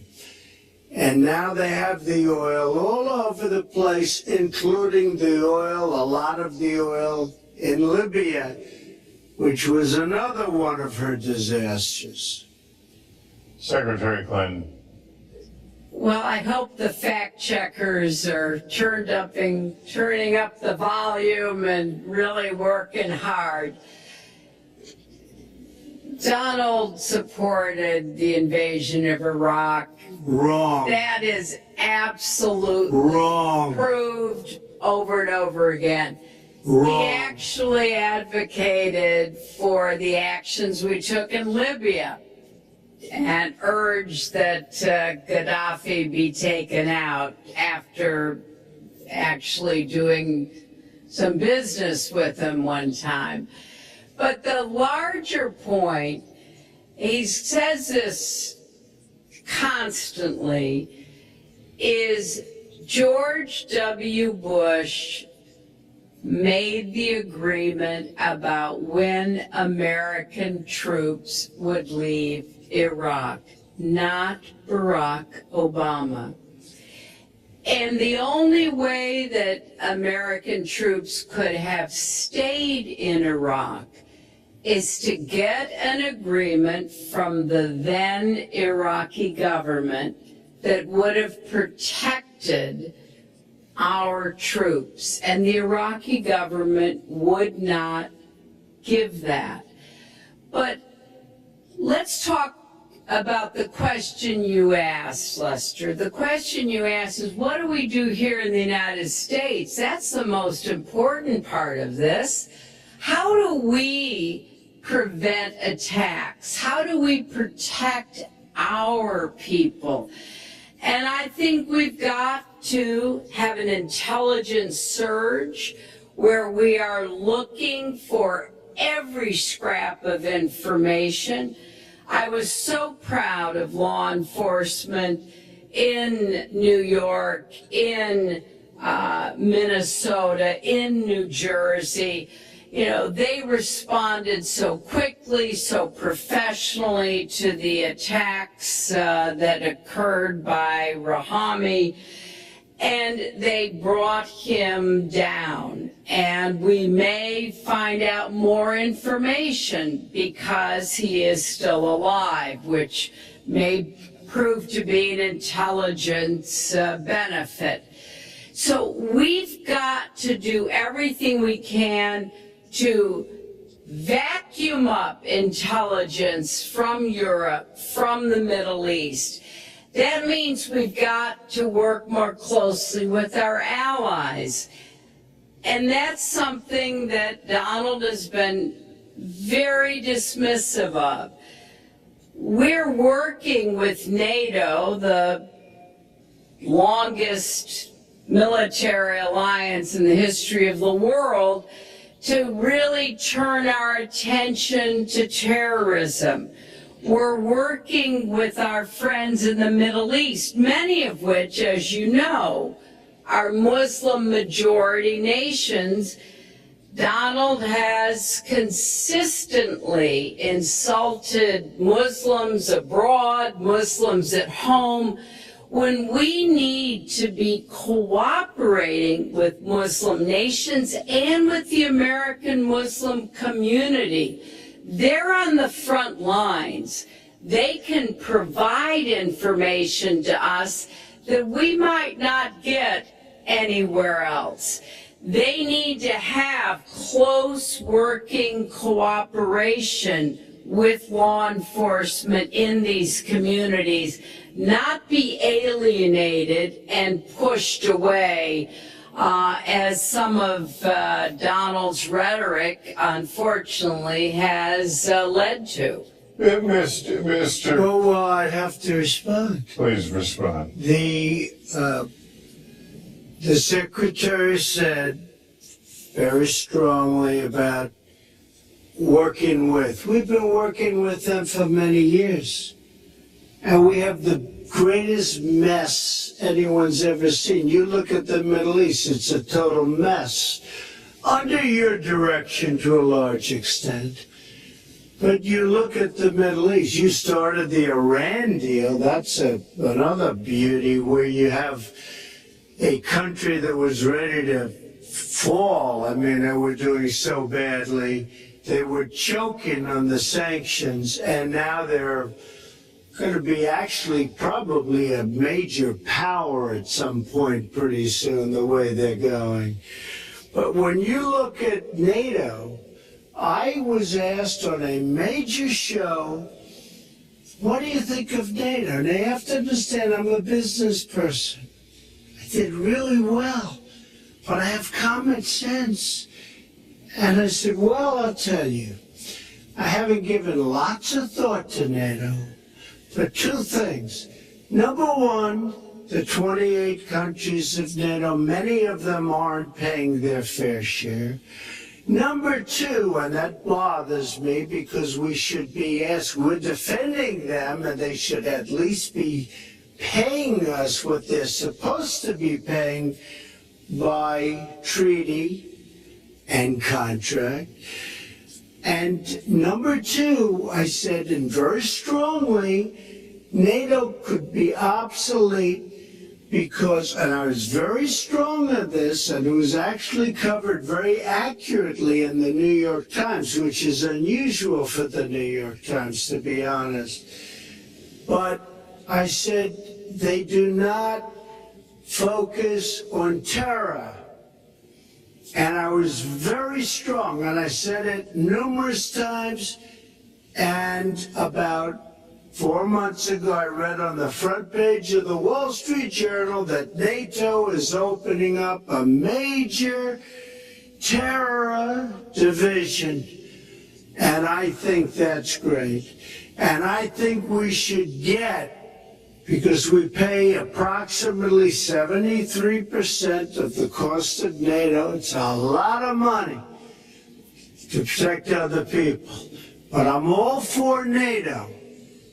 But I said they have to focus on terror also, and they're going to do that.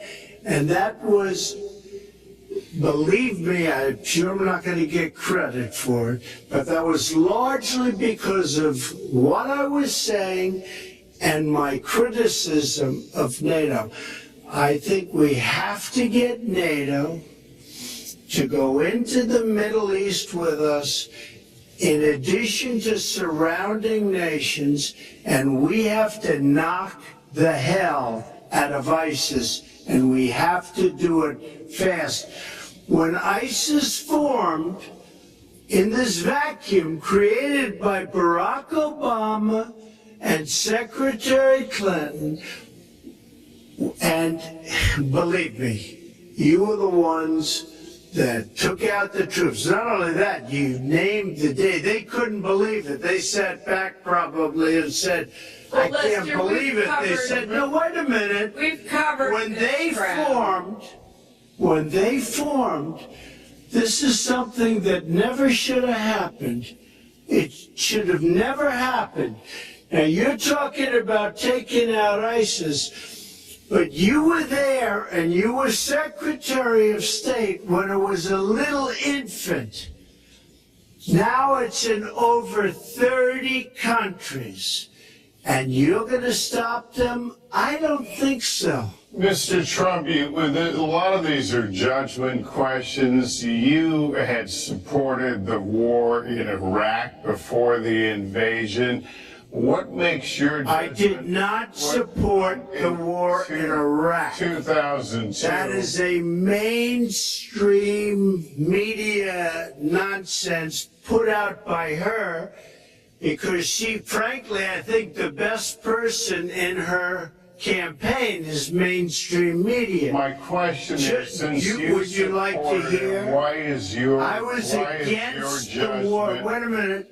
I was against the war in Iraq, just so you put it out. The record shows otherwise. The record but why does not show that. Why is your judgment? The record shows that I'm right.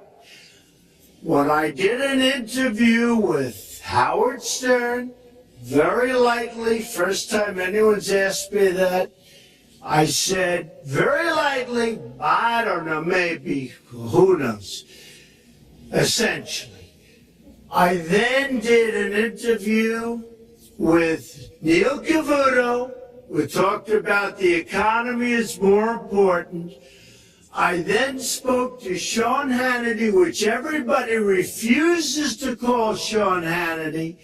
I had numerous conversations with Sean Hannity at Fox, and Sean Hannity said, and he called me the other day, and I spoke to him about it. He said you were totally against war because he was for the war. Why is your judgment better than... And that was before the war started. Sean Hannity said very strongly to me and other people, he's willing to say it, but nobody wants to call him, I was against the war. He said, you used to have fights with me because Sean was in favor of the war. And I understand that side also, not very much, because we should have never been there. But nobody called Sean Hannity. And then they did an article in a major magazine shortly after the war started, I think in '04, but they did an article which had me totally against the war in Iraq. And one of your compatriots said, you know, whether it was before or right after, Trump was definitely, because if you read this article, there's no doubt.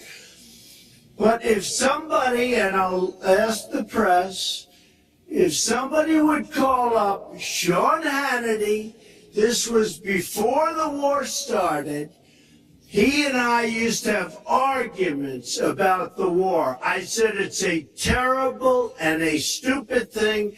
It's going to destabilize the Middle East, and that's exactly what it's done. It's been a disaster. My reference was to what you had said in 2002, and my question was, why is your judgment any different than Mrs. Clinton? Well, I have much better judgment than she does. There's no question about that.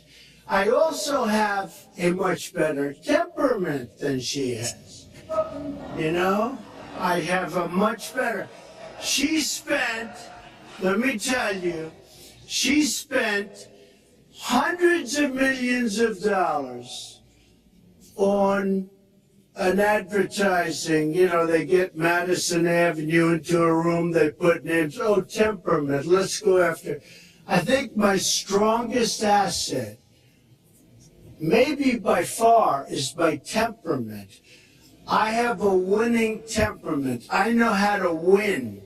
She does not have how to win. Wait, the AFL-CIO the other day, behind the blue screen, I don't know who you were talking to, Secretary Clinton, but you were totally out of control. I said, there's a person with a temperament that's got a problem. Secretary Clinton. Woo! Okay.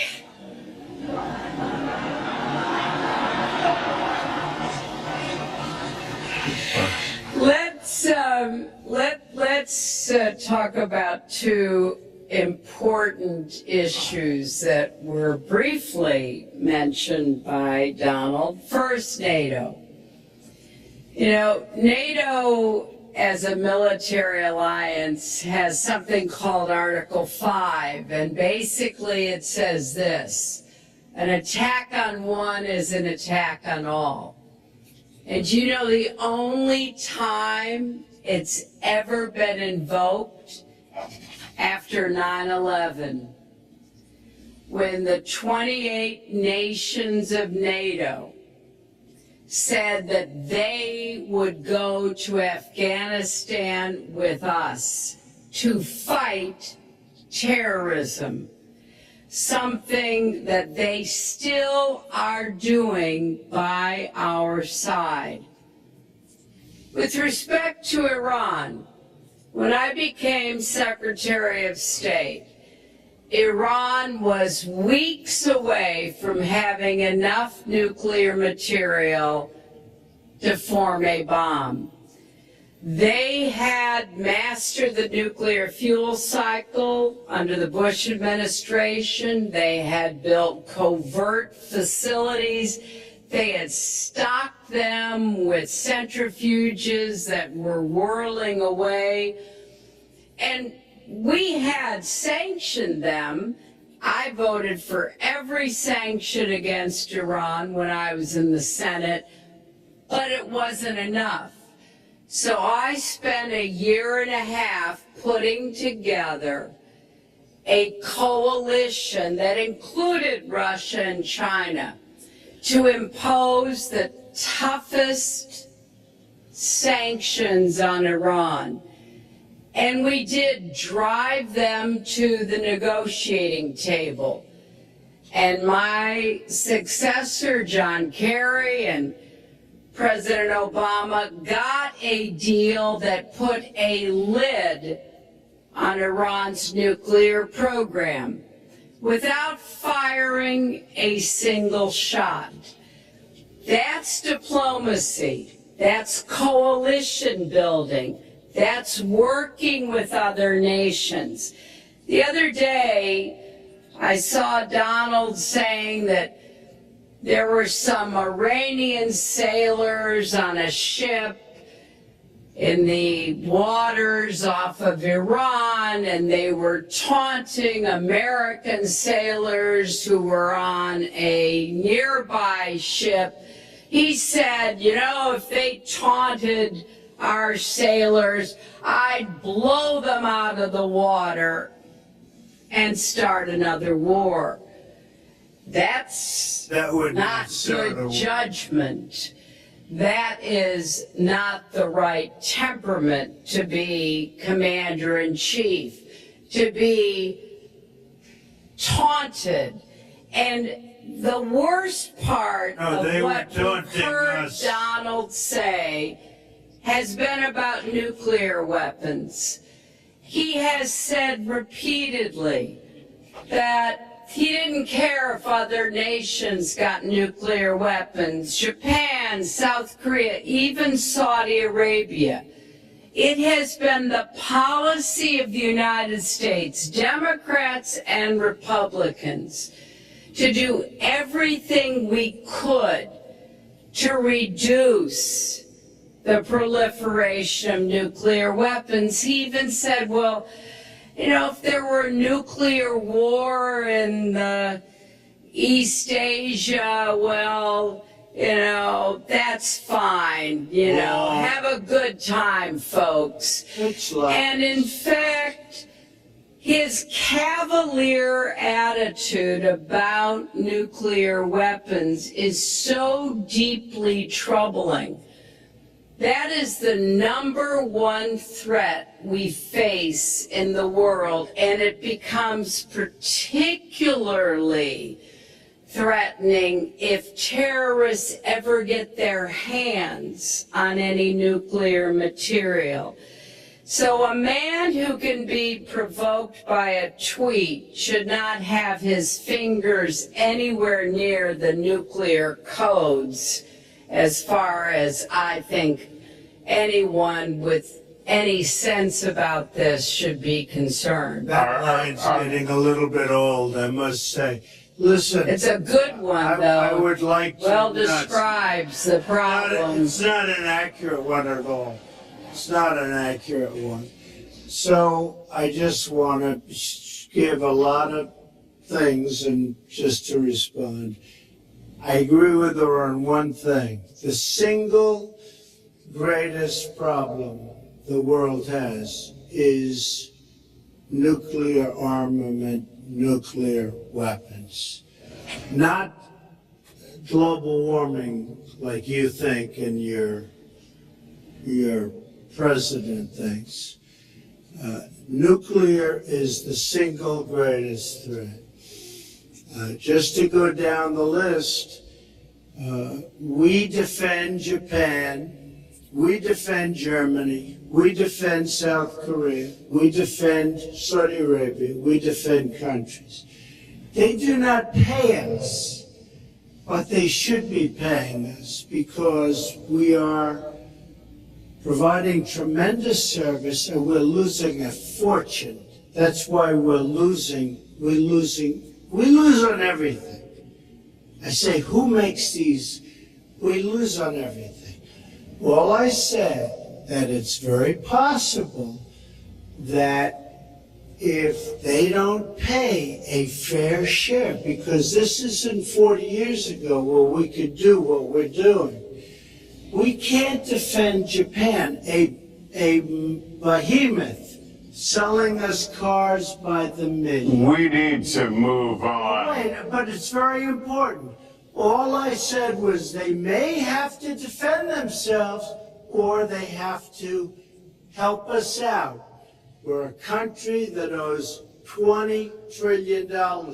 They have to help us out. As far as the nuclear is concerned, I agree.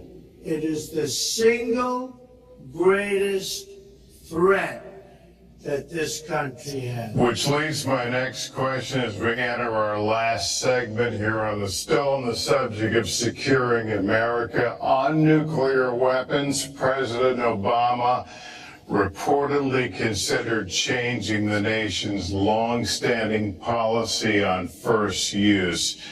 Do you support the current policy? Mr. Trump, you have 2 minutes on that. Well, I have to say that, for what Secretary Clinton was saying about nuclear with Russia, she's very cavalier in the way she talks about various countries. But Russia's been expanding. They have a much newer capability than we do. We have not been updating from the new standpoint. I looked the other night, I was seeing B-52s. They're old enough that your father, your grandfather could be flying them. We are not keeping up with other countries. I would like everybody to end it, just get rid of it. But I would certainly not do first strike. I think that once the nuclear alternative happens, it's over. At the same time, we have to be prepared. I can't take anything off the table because you look at some of these countries, you look at North Korea, we're doing nothing there. China should solve that problem for us. China should go into North Korea. China is totally powerful as it relates to North Korea. And by the way, another one powerful is the worst deal I think I've ever seen negotiated that you started as the Iran deal. Iran is one of their biggest trading partners. Iran has power over North Korea. And when they made that horrible deal with Iran, they should have included the fact that they do something with respect to North Korea. And they should have done something with respect to Yemen and all these other places. And when asked to Secretary Kerry, why didn't you do that? Why didn't you add other things into the deal? One of the great giveaways of all time, including $400 million in cash. Nobody's ever seen that before. That turned out to be wrong. It was actually $1.7 billion in cash. Obviously, I guess, for the hostages, it certainly looks that way. So you say to yourself, why didn't they make the right deal? This is one of the worst deals ever made by any country in history. The deal with Iran will lead to nuclear problems. All they have to do is sit back 10 years, and they don't have to do much, and they're going to end up getting nuclear. I met with Bibi Netanyahu the other day. Believe me, he is not a happy camper. All right. Mrs. Clinton, Secretary Clinton, you have 2 minutes. Let me start by saying words matter. Words matter when you run for president, and they really matter when you are president. And I want to reassure our allies in Japan and South Korea and elsewhere that we have mutual defense treaties and we will honor them. It is essential that America's word be good.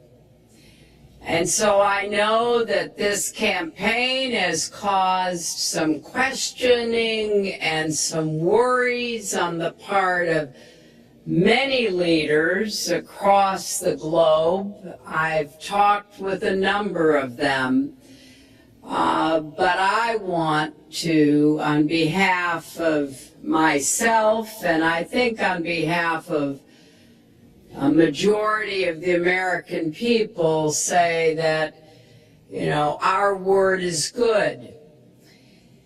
It's also important that we look at the entire global situation. There's no doubt that we have other problems with Iran, but personally I'd rather deal with the other problems having put that lid on their nuclear program than still to be facing that. And Donald never tells you what he would do. Would he have started a war? Would he have bombed Iran?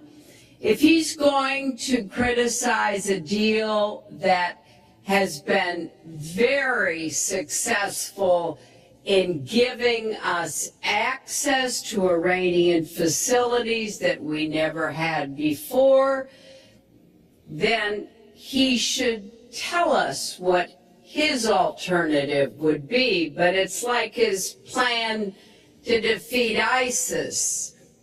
He says it's a secret plan, but the only secret is that he has no plan.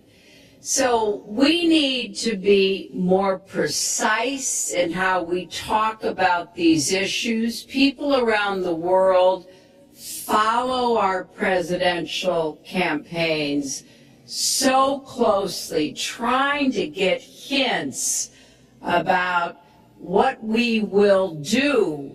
Can they rely on us? Are we going to lead the world with strength and in accordance with our values? That's what I intend to do. I intend to be a leader of our country that people can count on, both here at home and around the world, to make decisions that will further peace and prosperity, but also stand up to bullies, whether they're abroad or at home. We cannot let those who would try to destabilize the world, to interfere with American interests and security, to be given any opportunities at all. Is expressed. Lester, one thing I'd like to say. Very quickly. I won't go very quickly, but I will tell you that Hillary will tell you to go to her website and read all about how to defeat ISIS, which she could have defeated by never having it, get going in the first place. Right now, it's getting tougher and tougher to defeat them because they're in more and more places, more and more states, more and more nations. Mr. Trump. And it's a big problem. And as far as Japan is concerned, I want to help all of our allies. But we are losing billions and billions of dollars. We cannot be the policeman of the world. We cannot protect countries all over the world where they're not paying us what we need. We have just a few final She doesn't questions. say that because she's got no business ability. We need heart. We need a lot of things, but you have to have some basic ability. And sadly, she doesn't have that. All of the things that she's talking about could have been taken care of during the last 10 years, let's say, while she had great power, but they weren't taken care of. And if she ever wins this race, they won't be taken Mr. Trump, this year, Secretary Clinton became the first woman nominated for president by a major party. Earlier this month, you said she doesn't have, quote, a presidential look. She's standing here right now. What did you mean by that? She doesn't have the look. She doesn't have the stamina. I said she doesn't have the stamina. And I don't believe she does have the stamina. To be president of this country, you need tremendous stamina. The quote was, You I have, just don't think she has wait a minute, Les, you asked me a look. question. Did you ask me a question? You have to be able to negotiate our trade deals. You have to be able to negotiate, that's right, with Japan, with Saudi Arabia. I mean, can you imagine we're defending Saudi Arabia, and with all of the money they have, we're defending them and they're not paying? All you have to do is speak to them. Wait, you have so many different things you have to be able to do, and I don't believe that Hillary has the stamina. Let's let her respond.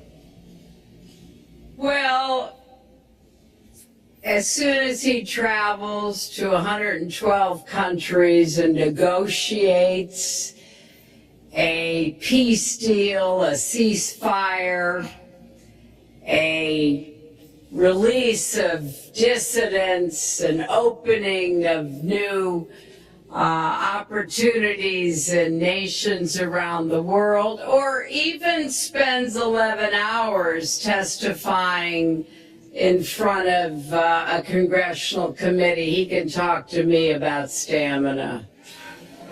The world, let me tell you, Hillary has experience, but it's bad experience. We have made so many bad deals during the last, so she's got experience, that I agree, but it's bad experience.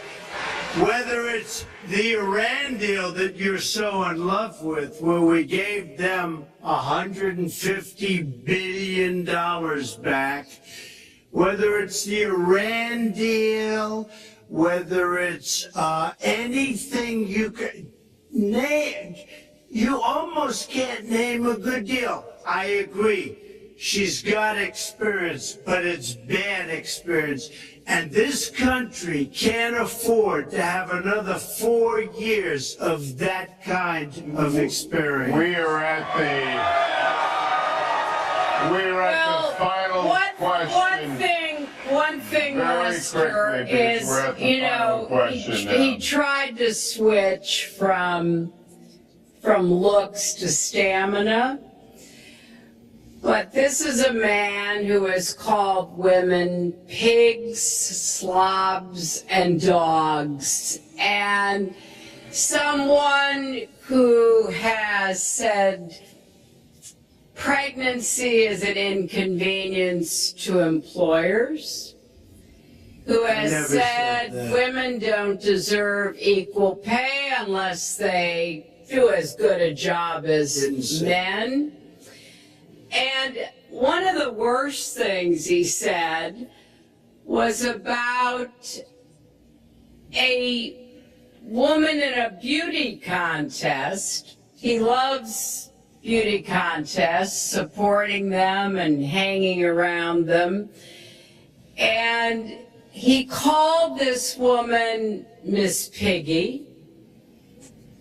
Then he called her Miss Housekeeping because she was Latina.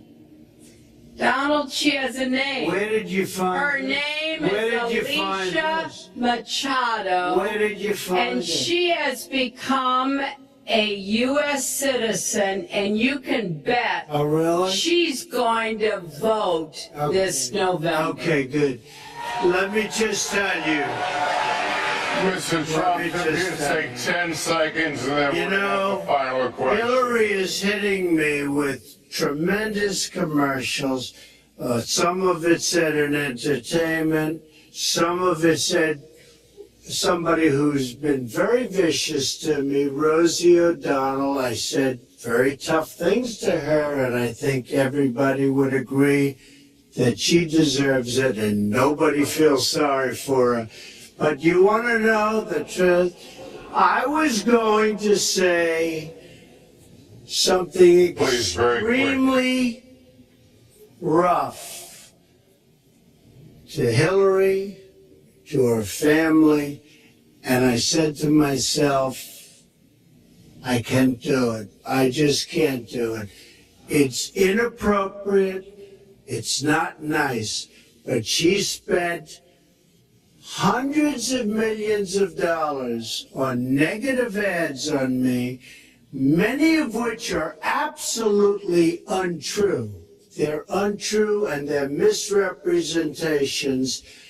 And I will tell you this, Lester, it's not nice, and I don't deserve that. But it's certainly not a nice thing that she's done.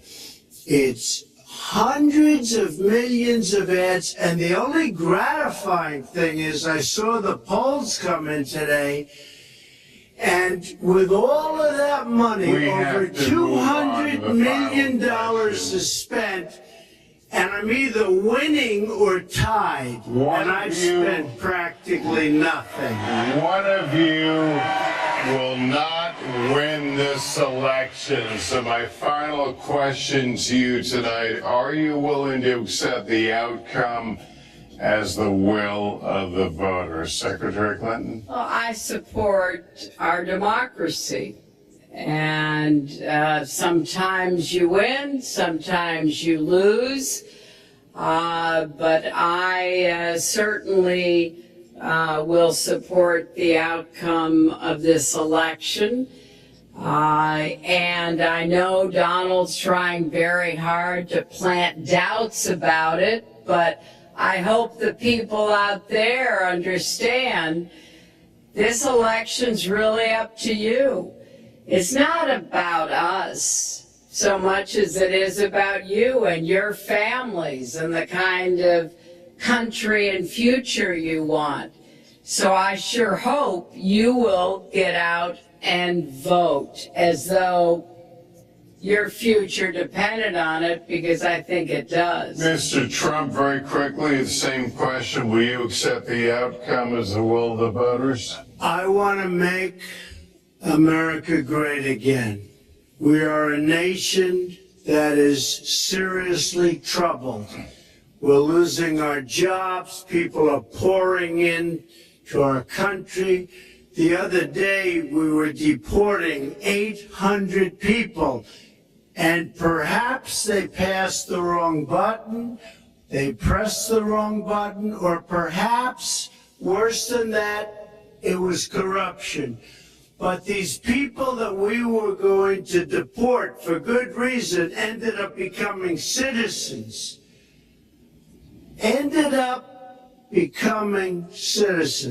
And it was 800, and now it turns out it might be 1,800, and they don't even know. Will you accept Look, the outcome here's of the the story. election? I want to make America great again. I'm going to be able to do it. I don't believe Hillary will. The answer is, if she wins, I will absolutely support her. All right. Well, that is going to do it for us. That concludes our debate for this evening. A spirited one. We covered a lot of ground. Not everything, as I suspected we wouldn't.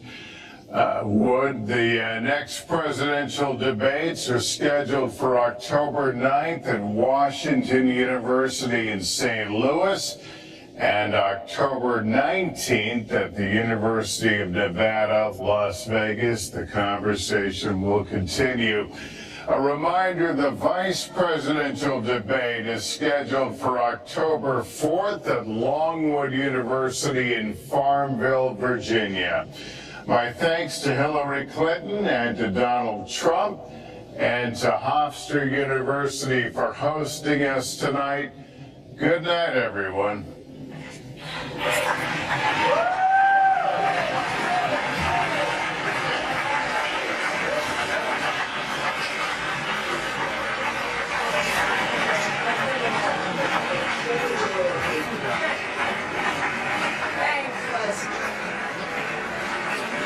Very much. Thank you.